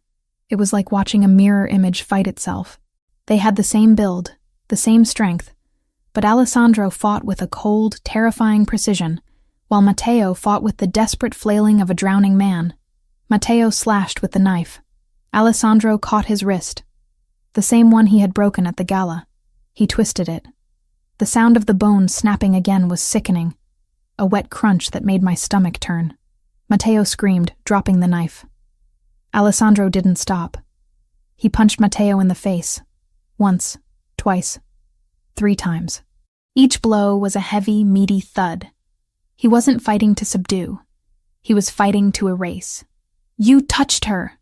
Alessandro roared, his voice unrecognizable. It was guttural, animalistic. I told you what would happen." He dragged Matteo up by the lapels of his jacket and slammed him against the wall. Matteo's face was a ruin of blood and bruises. He was barely conscious, his legs dragging on the floor. Alessandro wrapped his hands around Matteo's throat. His biceps bulged, the veins in his neck straining. He was going to kill him, right here, right now. He was going to snap his own twin's neck. "Alessandro!" I screamed. He didn't hear me. His eyes were fixed on his brother's face, wide and unseeing, lost in the red haze of berserker rage. "Die," Alessandro whispered. "Just die." Matteo clawed feebly at Alessandro's hands, his eyes rolling back in his head. I couldn't let this happen. Not because I cared about Matteo. I wanted him dead for what he had done, but because if Alessandro killed his brother with his bare hands in my bedroom, he would never come back from it. It would destroy the part of him that was still human. It would make him exactly what Matteo claimed he was. A monster. I scrambled to my feet, ignoring the glass cutting into my bare soles. I ran to them. I didn't pull on Alessandro's arm. I knew I couldn't move him. I placed my hands on his face. "Alessandro!" I shouted, forcing him to look at me. "Look at me!" He didn't blink. His grip tightened. Matteo made a choking, gurgling sound. "Alessandro, stop!" I pleaded, pressing my forehead against his cheek. I could feel the heat radiating off him, the tremors of rage shaking his massive frame. "He's defeated. It's over. Don't do this. He touched you." Alessandro rasped, his eyes still locked on Matteo. "He held a knife to your throat. And he failed," I said firmly. "I'm alive. I'm right here. But if you kill him now, you lose. You become him." Alessandro's eyes flickered. He looked down at me. He saw the terror in my face. Not terror of Matteo, but terror for him. "Don't stain your soul for him," I whispered, my thumbs stroking his cheekbones, smearing the blood that had splattered there. "And please, don't dirty the carpet. I just got the stain out from the wine." It was an absurd thing to say. Ridiculous. But it was domestic. It was grounding. It was something Clara the baker would say, not a Mafia victim. It broke the trance. Alessandro blinked. The murderous haze receded, replaced by a cold, sharp clarity. He looked at his brother's purple, gasping face. He looked at his own hands wrapped around Matteo's throat. He released him. Matteo crumbled to the floor like a puppet with cut strings, coughing and retching, curling into a fetal position. Alessandro stepped back, chest heaving. He looked at his hands, then at me. He reached out, touching my neck where the knife had been. "Did he cut you?" he asked, his voice shaking. "No," I said. "Just a scratch. I'm okay." He pulled me into him, burying his face in my hair. He held me so tight it hurt, but I didn't complain. I held him back, anchoring him to the earth. "I should have checked the wine cellar," he muttered into my hair. "I should have known. I was arrogant." "You came," I said. "That's what matters." The sound of running footsteps echoed in the hallway. The security team finally arrived, guns drawn, looking panicked. They stopped at the door, taking in the scene, the shattered wardrobe, the unconscious brother on the floor, the boss covered in rain and blood holding me. "Boss!" the head of security gasped. The West Gate alarm was a diversion," Alessandro said coldly, not letting go of me. He turned to face his men, his mask of command sliding back into place, though it was cracked. My brother utilized the old Prohibition tunnel. Secure it. Weld it shut. Pour concrete into it if you have to. Yes, sir, and... Him? The guard pointed at Matteo. Alessandro looked down at his twin. There was no love left in his eyes. There wasn't even hate. There was just nothing. Take him to the holding cell in the basement, Alessandro ordered. Call the doctor to set his arm. I want him conscious for the council meeting. You're not... killing him? The guard asked, surprised. Death is too easy, Alessandro said. He wants to be a martyr. I'm going to make him a ghost. The guards dragged Matteo out. He groaned as they moved him, leaving a smear of blood on the pristine cream carpet. Alessandro watched them go, then turned back to me. He looked at my feet. You're bleeding, he said. I looked down. There were small cuts on my feet from the mirror shards. It's fine. I didn't feel it. He didn't speak. He scooped me up into his arms, carrying me out of the ruined bedroom. He didn't take me to the guest room. He walked down the hall to the west wing to his own suite. He kicked the door open and carried me into his bathroom. He set me down on the edge of the massive marble tub. He grabbed a first aid kit from the cabinet and knelt at my feet. He cleaned the cuts with gentle, precise movements, his large hands incredibly tender. He didn't look up as he worked. This house is compromised, he said quietly. Matteo is in the basement, I reasoned. It's over. No, Alessandro said, bandaging my foot. He sold the root. I heard him muttering it when I had my hands on his throat. He didn't just come here to kill you. He came here to create a distraction while he signaled the Russians. He stood up, washing the blood from his hands in the sink. He looked at me in the mirror. They know the layout now. They know the security protocols. Matteo has been talking to Petrov for weeks. The Westgate alarm wasn't just him. It was a test run. He turned around. We cannot stay here. Where do we go? I asked. The bakery is a construction site. My apartment isn't safe. There is a safe house, Alessandro said. In the Catskills. It is off the grid. No digital footprint, no tunnels. When do we leave? Now, he said. Pack a bag. Warm clothes. We leave in 10 minutes. Alessandro, I said, stopping him as he moved to the door. Are you okay? He stopped. He looked at his hands again. I almost killed him, Clara. I wanted to. I enjoyed the thought of it. But you didn't, I reminded him. You chose not to. I chose you, he corrected. I stopped because you asked, not because I felt mercy. He walked over to me, cupping my face. That is why I need you. You are the only thing keeping me from becoming him. He kissed me hard, a kiss that tasted of iron and desperation. Get dressed, he ordered, pulling away. The car will be waiting. I nodded, rushing to grab what I could. But as I threw sweaters into a duffel bag, a cold knot of dread settled in my stomach. We had survived the fire. We had survived the invasion. But now we were running. And in my experience, running only worked for so long before the wolves caught up. I looked at the burgundy dress hanging in the closet, the armor I had worn to the gala. I left it there. Where we were going, velvet wouldn't save me. I grabbed the heavy boots, the jeans, and the taser. 10 minutes later, we were in the armored SUV, speeding away from the mansion as the storm raged on. Alessandro drove this time, his knuckles white on the wheel.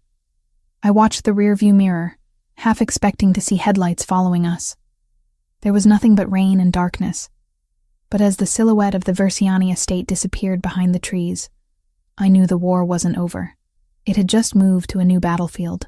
The rendezvous point was a derelict warehouse on the edge of Yonkers, a skeletal structure of rusted steel and broken concrete that looked abandoned to the rest of the world. To Alessandro Versiani, it was a staging ground. We had switched vehicles there.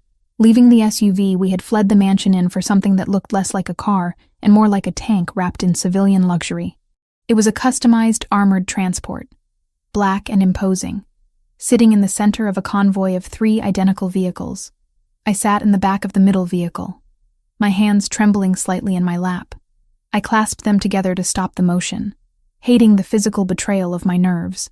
Beside me, Alessandro was a statue of concentrated energy. He was on the phone, speaking in rapid-fire Italian, his voice low and lethal. He hadn't touched me since we got into the new car. He was in war mode, his mind moving pieces on a chessboard I could barely see. "The route is compromised," he said into the phone, then listened. No. Matteo didn't just sell the location of the mansion. He sold the contingency plans. He knows about the Catskills. My stomach dropped. The safe house. He hung up and looked at the partition separating us from the driver and the bodyguard in the front seat. "Silas," he barked. "Change the route. Take the secondary mountain pass.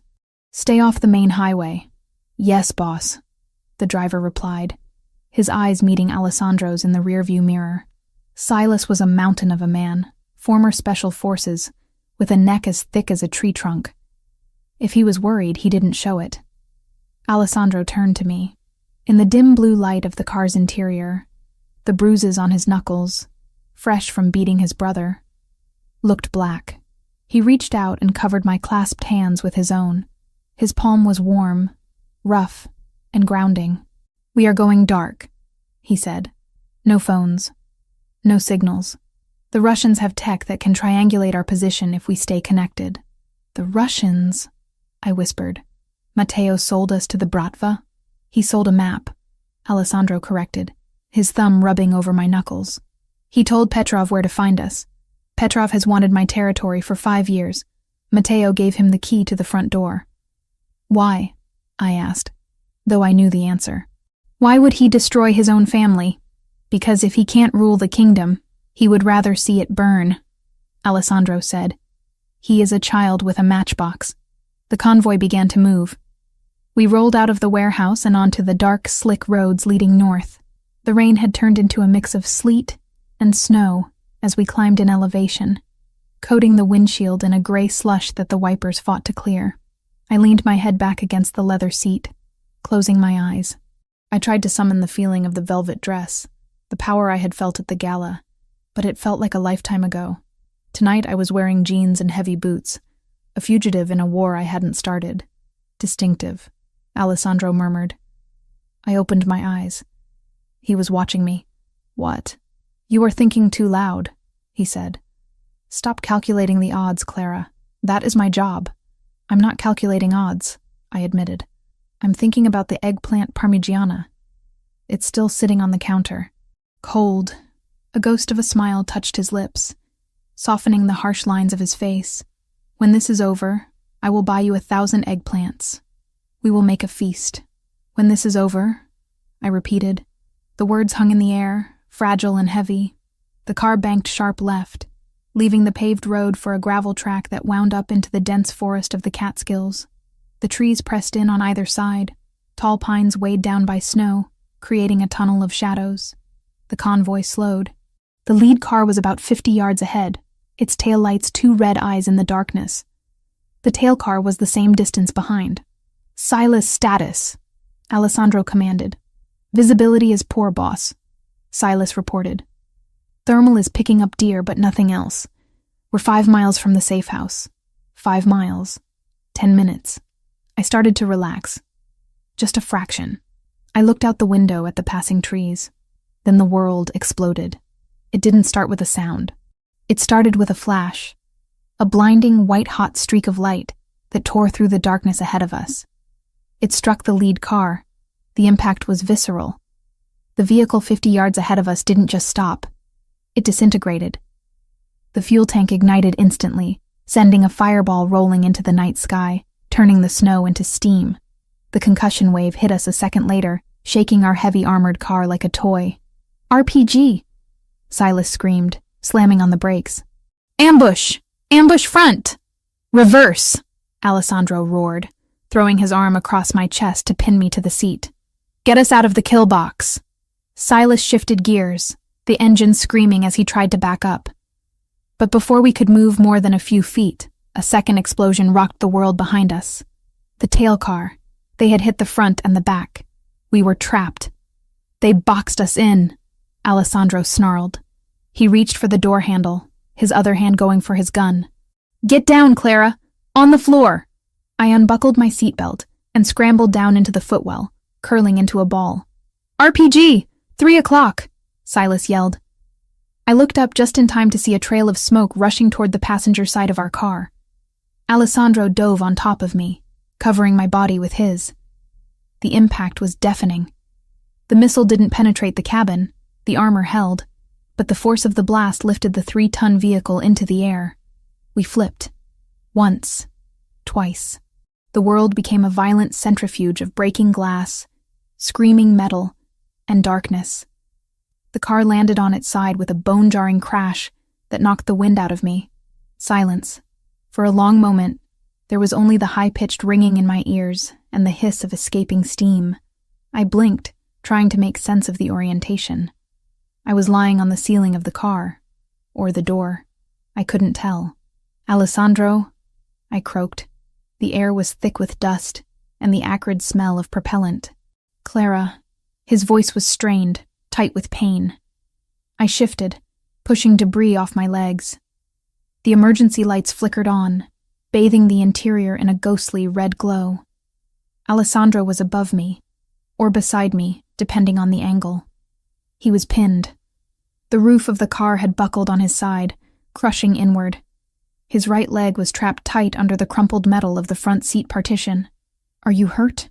he demanded, reaching out to touch my face. His hand was shaking. Blood was running down his temple from a cut on his hairline.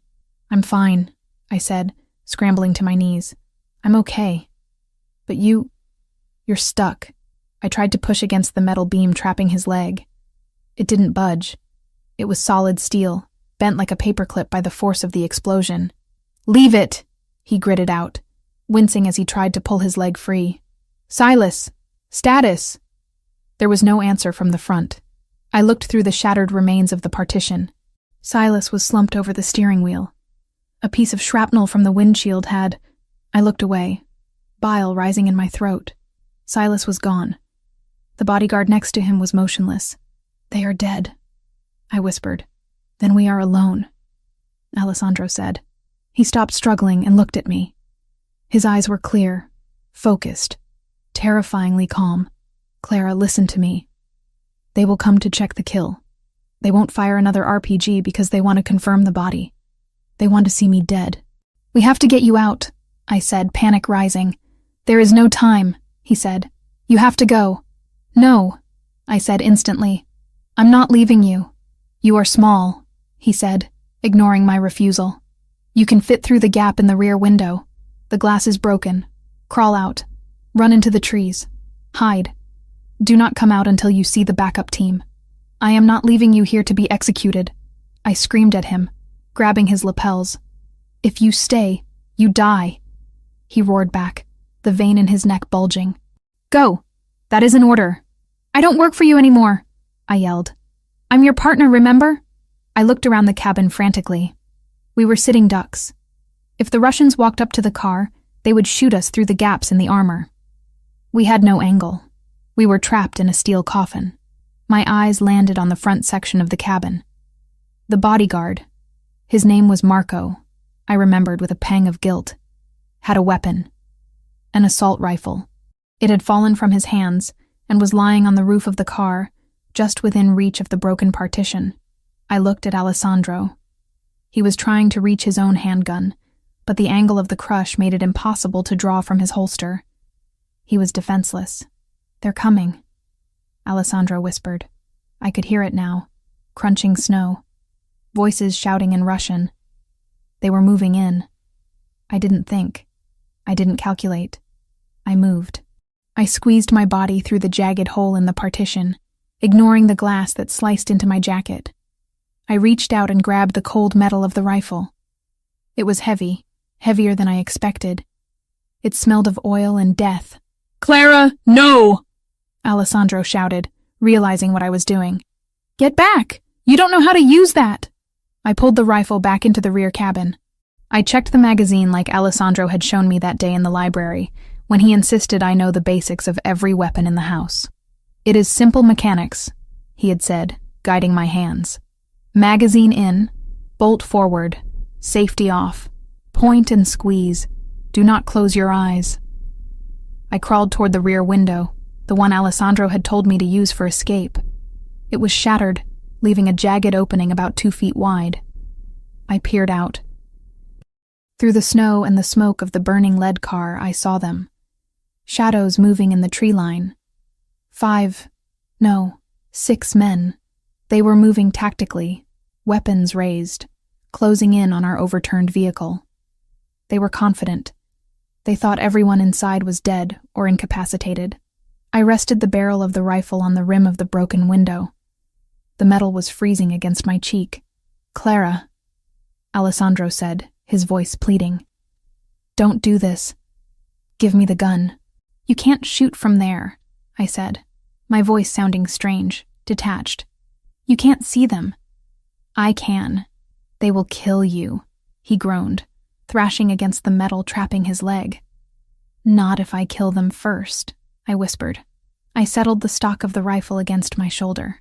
I took a deep breath, the freezing air filling my lungs. I thought about the bakery. I thought about the fire. I thought about Matteo's knife at my throat. I thought about Alessandro bleeding on the floor of this car. I wasn't a baker anymore. I wasn't a victim. I was the woman holding the line. I lined up the sights on the closest shadow. Point and squeeze. I pulled the trigger. The noise was apocalyptic. It wasn't a bang. It was a concussive slap that rattled my teeth. The recoil kicked into my shoulder, harder than I expected, throwing my aim off. The first shot went wide, hitting a tree and sending a spray of bark into the air, but it did its job. The Russians froze. They hadn't expected resistance. "Contact! Contact rear!" one of them shouted. I didn't stop. I remembered Alessandro's voice. "Suppressive fire. You don't have to be a sniper. You just have to make them afraid to lift their heads." I squeezed the trigger again and again and again. Bang, bang, bang. The rifle bucked in my hands, a living thing spitting fire. I saw one of the shadows drop, not dead, but scrambling for cover behind a rock. "Get back!" I screamed, the sound tearing from my throat raw and primal. Bullets began to ping against the hull of our car. Sparks flew as rounds deflected off the armor plating. I ducked down, covering my head as glass and metal fragments rained down on me. "Clara!" Alessandro's hand found my ankle. He was gripping me so hard it hurt. "Stay down!" "If I stay down, they flank us," I yelled back. I popped up again. They were moving to the left, trying to circle around to the side of the car where the undercarriage was exposed. I swung the barrel of the rifle.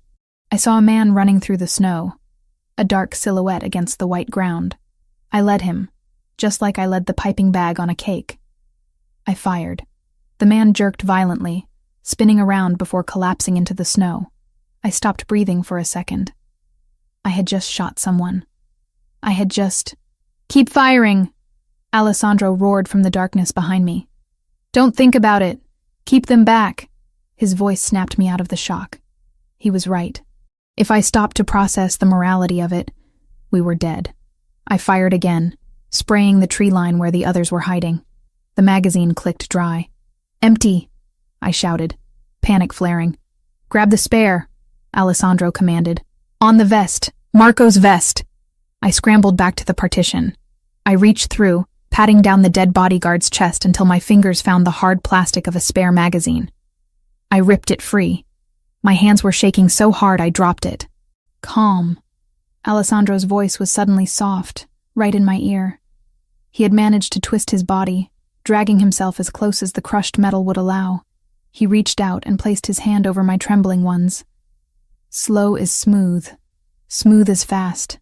Breathe, Clara." I took a breath. I picked up the magazine. I slammed it into the receiver and hit the release. The bolt snapped forward. "I'm ready," I said. "They will rush now." Alessandro warned. "They know you reloaded. Watch the right flank." I moved back to the window. Sure enough, 2 of them were sprinting toward us, using the smoke from the burning lead car as cover. I leveled the rifle. The fear was gone. It had burned away, leaving only a cold, hard clarity. This was my territory. This was my man. I opened fire. The first man dove into the snow. The second one kept coming, raising his weapon. I saw the muzzle flash of his gun. A bullet whizzed past my ear, so close I felt the wind of it. I didn't flinch. I aimed at his center of mass. I pulled the trigger. He fell. He didn't get up. "Two down," I called out. "Hold the line, Hatesoro. My treasure," Alessandro said. "Backup is 3 minutes out." I tracked the transponder. 3 minutes. It sounded like an eternity. For the next 180 seconds, I waged a one-woman war in the frozen woods of the Catskills. Every time a shadow moved, I fired. Every time they tried to advance, I forced them back. My shoulder was throbbing, my ears were ringing, and my fingers were numb from the cold. But I didn't stop. I was the wall. I was the shield. Then, I heard it. Not the crack of rifles, but the heavy, rhythmic thrumming of rotors. Lights appeared above the tree line, blinding spotlights cutting through the snow. A helicopter. A black hawk, unmarked, screaming in low over the treetops. "Friendly!" Alessandro shouted. "It's the extraction team." The Russians realized it too. They broke cover, running back into the deep woods, abandoning the fight. I didn't stop aiming until the helicopter touched down in the small clearing 50 yards away. Men in tactical gear poured out, moving with the same lethal efficiency Alessandro possessed. They secured the perimeter in seconds. "Clear!" one of them shouted. Only then did I lower the rifle. My strength left me all at once. The adrenaline crash was brutal. I slumped against the side of the overturned car, gasping for air, the rifle slipping from my numb fingers. "Clara," Alessandro called out. I turned to him. The red emergency light painted his face in shadows. He was still pinned, still trapped, but he wasn't looking at his leg. He was looking at me. There was awe in his eyes, and something else. Something that looked like worship. "You're alive," I whispered, reaching out to touch his face. "Because of you," he said. He caught my hand and pressed it to his lips. "I told you to run. I told you I don't work for you," I said, a hysterical laugh bubbling up in my throat. The rear doors of the armored car were ripped open by the rescue team. "Boss!" The team leader, a man named Dante, no relation to the brother, looked inside. "We have the jaws. We'll get you out." "Get her first," Alessandro ordered. "Check her for injuries." "I'm fine," I said, waving them off. "Get the metal off his leg." It took them 10 minutes to cut him free. 10 minutes of grinding metal and sparks. I stayed right there, holding his hand, refusing to leave the car until he did. When they finally pulled the beam back, Alessandro groaned, his face going pale, but he didn't cry out. They pulled him from the wreckage. He couldn't stand. His right leg was a mess of torn trousers and blood, but he was alive. They loaded him onto a stretcher. I walked beside him as they carried him toward the helicopter. The snow was crunching under my boots, stained pink with blood. Some of it mine, some of it from the men I had shot. Before they lifted him into the chopper, Alessandro grabbed the medic's arm. "Wait!" He looked at me. He reached out his hand. I took it. "You didn't just hold the line," he whispered, his voice rough with pain and pride. "You became the line." "I was protecting my investment," I said, trying to joke, but my voice broke. "You still owe me a bakery." He pulled me down, ignoring the medics, ignoring the spinning rotors, and kissed me. It wasn't the searing kiss of the balcony. It was a desperate, grounding kiss. A kiss of survival. "I owe you my life," he said against my lips, "and I pay my debts." He released me, and they loaded him in. I climbed in after him, sitting on the bench seat opposite the stretcher. I looked down at my hands. They were covered in grease, soot, and blood. They were shaking again. But as the helicopter lifted off, leaving the burning wreckage and the dead bodies in the snow below, I realized the shaking wasn't fear. It was the aftershock of power. I looked at Alessandro. He was watching me, his dark eyes burning with a promise that terrified and thrilled me. The baker was dead. She had died in that overturned car.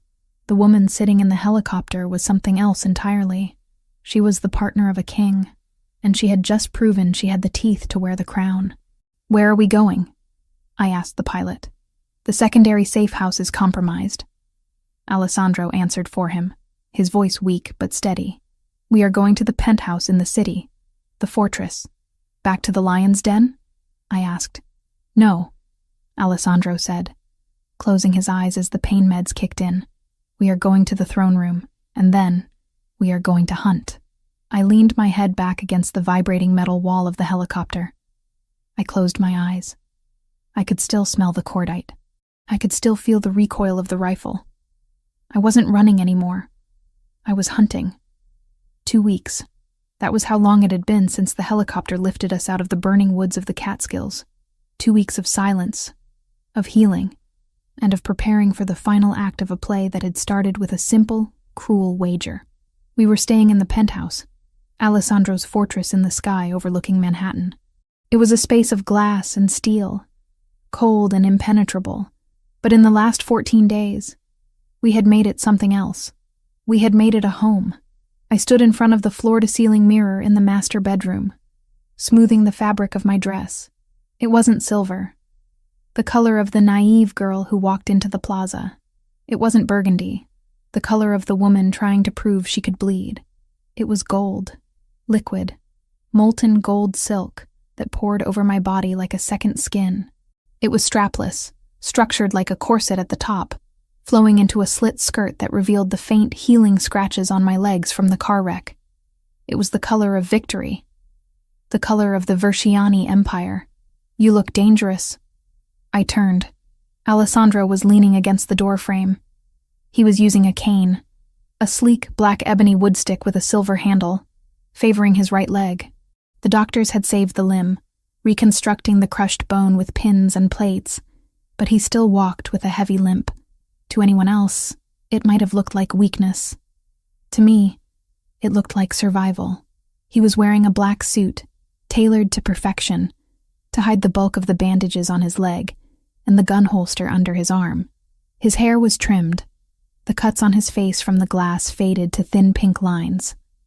But his eyes were the same, dark, intense, and currently devouring me. I learned from the best, I said, walking over to him. I stopped inches from his chest, reaching up to adjust his tie, a habit that had become our silent language of affection. Are you ready for this? The doctor said you shouldn't be standing for too long. I will stand long enough to see him fall, Alessandro said. His voice was grim, lacking the softness he usually reserved for me in private. Today, he wasn't just my lover. He was the capo dei capi, the head of heads. He's terrified, you know, I said quietly. My guard told me Matteo has been weeping in his cell for 3 days. Good, Alessandro said. Fear is the only language Matteo understands. He thought he could speak power, but he was illiterate. He reached out, his large hand cupping my neck, his thumb resting against the pulse point. And you? Are you ready to walk into a room full of wolves and tell them you are the one holding the leash? I covered his hand with mine. I thought about the rifle in my hands in the snowy woods. I thought about the heat of the fire that took my father's bakery.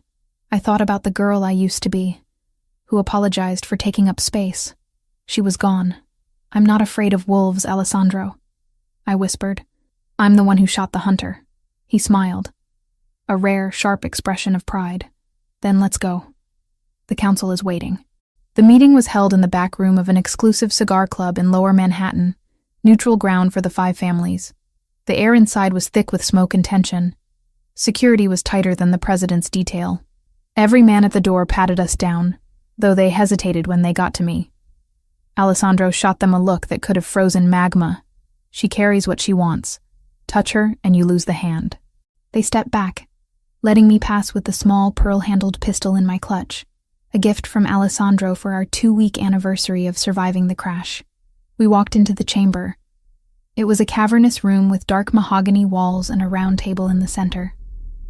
5 men sat there. The Dons, the architects of organized crime in the city. Don Ricci was there, looking older and wearier than he had at the gala. Don Rinaldi, the heads of the Gambino and Genovese factions. When Alessandro entered, the sound of his cane striking the hardwood floor echoed like a gavel. Click, step, click, step. He didn't bow. He didn't apologize for his lateness. He walked to the empty chair at the head of the table, the seat of the chairman, and pulled it out. But he didn't sit. He turned to me and pulled out the chair next to him. Sit, he commanded softly. A murmur went through the room. Wives didn't sit at the council table.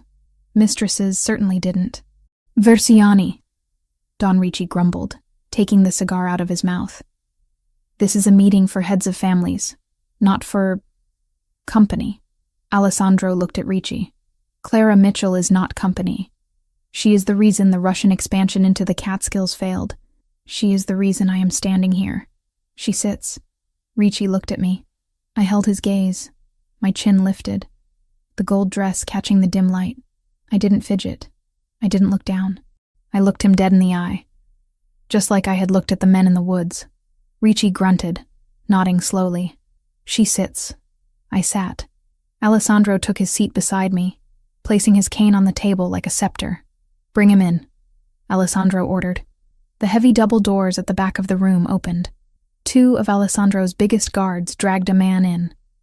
It took me a moment to recognize him. Matteo Verciani had always been the mirror image of his brother. Handsome, polished, arrogant. The creature kneeling on the floor was none of those things. He was unshaven, his face gaunt and sallow. His arm, the one Alessandro had broken twice, was in a heavy cast strapped to his chest. He smelled of fear and unwashed clothes. He looked up, his eyes darting around the room, landing on the Dons, begging for an ally. He found none. Then he looked at Alessandro, and finally, at me. Clara, he rasped. His voice cracked. Clara, please, tell him. I looked down at him. I expected to feel anger. I expected to feel the heat of the fire he had set. But all I felt was a cold, distant pity. He was so small. Tell him what, Matteo? I asked, my voice steady. It was just a game, he cried, looking around the table, trying to appeal to the other men. You understand, don't you? It was a bet, a stupid bet. I didn't mean for it to go this far. She was just a baker. I was trying to have some fun. Alessandro went still. The air in the room dropped 10 degrees. Just a baker, Alessandro repeated, his voice low and deadly quiet. Matteo flinched. I didn't mean it like that. I meant, she wasn't part of this. She wasn't supposed to matter. It was $50,000, Alessandro. I did it to get a rise out of you. That's all. You burned her legacy, Alessandro said. You sold family secrets to the Bratva. You tried to slit her throat in my home. I was drunk. I was scared. Matteo sobbed, crawling forward a few inches. I'm your brother. We shared a womb. You can't kill me. The law says no fratricide. He was right. The old laws of the Mafia forbade a man from killing his own blood. It was considered a curse. Alessandro stood up. He picked up his cane and limped around the table until he was standing over Matteo.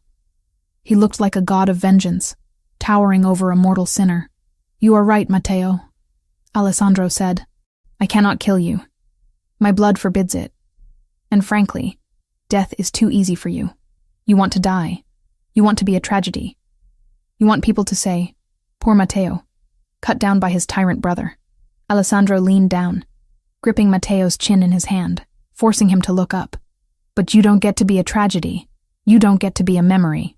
Alessandro let go and straightened up, turning to the council. I propose a sentence of damnatio memoriae, Alessandro announced. Erasure. Ricci nodded solemnly. The Siberian route. Matteo's eyes widened in true, primal horror. No, he whispered. No, Alessandro, please. Kill me. Just shoot me. Don't send me there. The Russians you sold us to? Alessandro said smoothly. They are very angry that their investment failed.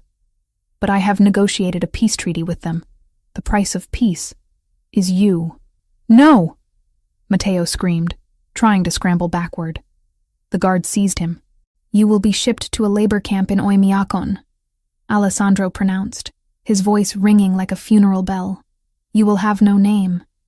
You will have no tongue, for you talk too much.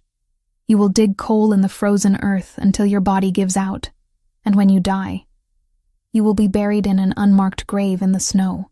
Clara! Matteo shrieked, looking at me with wild eyes. Help me! I made you famous. I made you who you are. I stood up. The gold silk rustled in the silence. I walked over to where he was kneeling. I looked down at the man who had tried to destroy me for a laugh. "You didn't make me," I said, my voice cutting through his hysteria. "You just lit the fire that forged me." I turned to Alessandro. He said I was a bet. Alessandro looked at me, his eyes softening just for a fraction of a second. He was wrong. "No," I corrected. "He was right. I was a bet." I looked back at Matteo, who was trembling in the guard's grip. "But you forgot the most important rule of gambling, Matteo," I said coldly. "Never bet against the house." I turned my back on him. "Take him away." Matteo screamed as they dragged him out. He begged. He cursed. He cried. But as the heavy doors slammed shut, cutting off his voice, the room settled into silence. Alessandro looked at the council. "It is done. The Verciani family is secure. The Bratva is pacified. Does anyone have an objection?" Don Ricci stood up. He looked at Alessandro, then he looked at me. He bowed his head, a deep, respectful bow. "No objection. Don Verciani. Donna Verciani." The title hung in the air. Donna, wife, queen. Alessandro smiled. He held out his hand to me. I took it. "Let's go home, Clara," he said. "We have a bakery to open." 6 months later, the smell was the first thing that hit you. A heavenly combination of vanilla bean, roasted espresso, and warm yeast. It drifted out of the open doors of Mitchell and Verciani Patisserie and curled around the block, where a line of people had been waiting since 6 a.m. This wasn't my father's bakery. That bakery was a memory, preserved in photographs on the wall. This was something new. The floors were black and white marble, imported from Italy. The counters were gleaming brass and glass. The chandeliers were crystal. It was opulent, ridiculous, and absolutely perfect. I stood behind the counter, piping cannoli, filling with a speed that came from muscle memory. I was wearing a chef's coat, but it was tailored silk, embroidered with gold thread. "Table 4 needs 2 cappuccinos and a lobster tail," a waitress called out. "Coming up," I replied, wiping my hands on a towel. I looked over at the espresso machine. Alessandro Verciani, the most feared man in New York, the king of the 5 families, was struggling with the milk steamer. He was wearing a casual white button-down shirt with the sleeves rolled up, revealing the faint scars on his arms. He looked focused, intense, treating the coffee machine with the same seriousness he treated a hostile takeover. "You're scorching the milk," I called out, teasing him. He scowled, tapping the thermometer. "The pressure is inconsistent. I need to have a word with the manufacturer." "It's not the machine, it's the operator," I laughed, walking over to him. I slid my arms around his waist from behind, resting my cheek against his back. He immediately relaxed, leaning into my touch. "You don't have to work the shift, you know. We have staff. I like the smell," he murmured, turning around in my arms to face me. "And I like watching you boss people around. It's exciting." I rolled my eyes, swatting his chest. "You're impossible." He caught my hand and kissed the flour smudge on my wrist. "I am devoted." The bell above the door jingled. I looked up to see a group of tourists walking in, eyes wide as they took in the luxury of the shop. They didn't know that the man making coffee was a Mafia don. They didn't know that the woman frosting the cake had killed 3 men in a forest. They just saw a couple in love, running a business. "It's perfect," I whispered, looking around at the bustling shop. My dad, he would have freaked out about the prices, but he would have loved the crowd. He would have been proud. Alessandro said firmly. "You saved his name." "We saved it," I corrected. He reached into his pocket and pulled out a small velvet box. He placed it on the counter next to the espresso grinder. "Alessandro," I warned, "we are working." "I have a debt to settle," he said, ignoring me. He opened the box. Inside sat a ring, but not just any ring. It was a massive, emerald-cut diamond, flanked by 2 rubies. It was aggressive. It was beautiful. It was him. "You said once that you owed me $50,000 for the bet," Alessandro said, his voice dropping low enough that only I could hear him over the noise of the cafe. "The bet my brother made." "I remember," I said, my heart starting to race. "I don't want the money," he said. "I want to renegotiate the terms of the loan." He picked up the ring.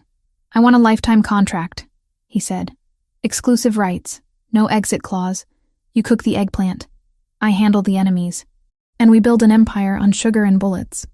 I looked at him. I saw the scars on his face, the gray hairs starting to show at his temples from the stress of the last 6 months. I saw the man who had pulled me from a burning building, who had stood in the rain to protect me, who had learned to froth milk because I needed help on a Tuesday. I took the ring from his hand. I slid it onto my finger. It fit perfectly. You drive a hard bargain, Mr. Verziani, I whispered. I always win. He smirked. No, I said, grabbing him by the collar and pulling him down for a kiss that stopped the entire bakery in its tracks.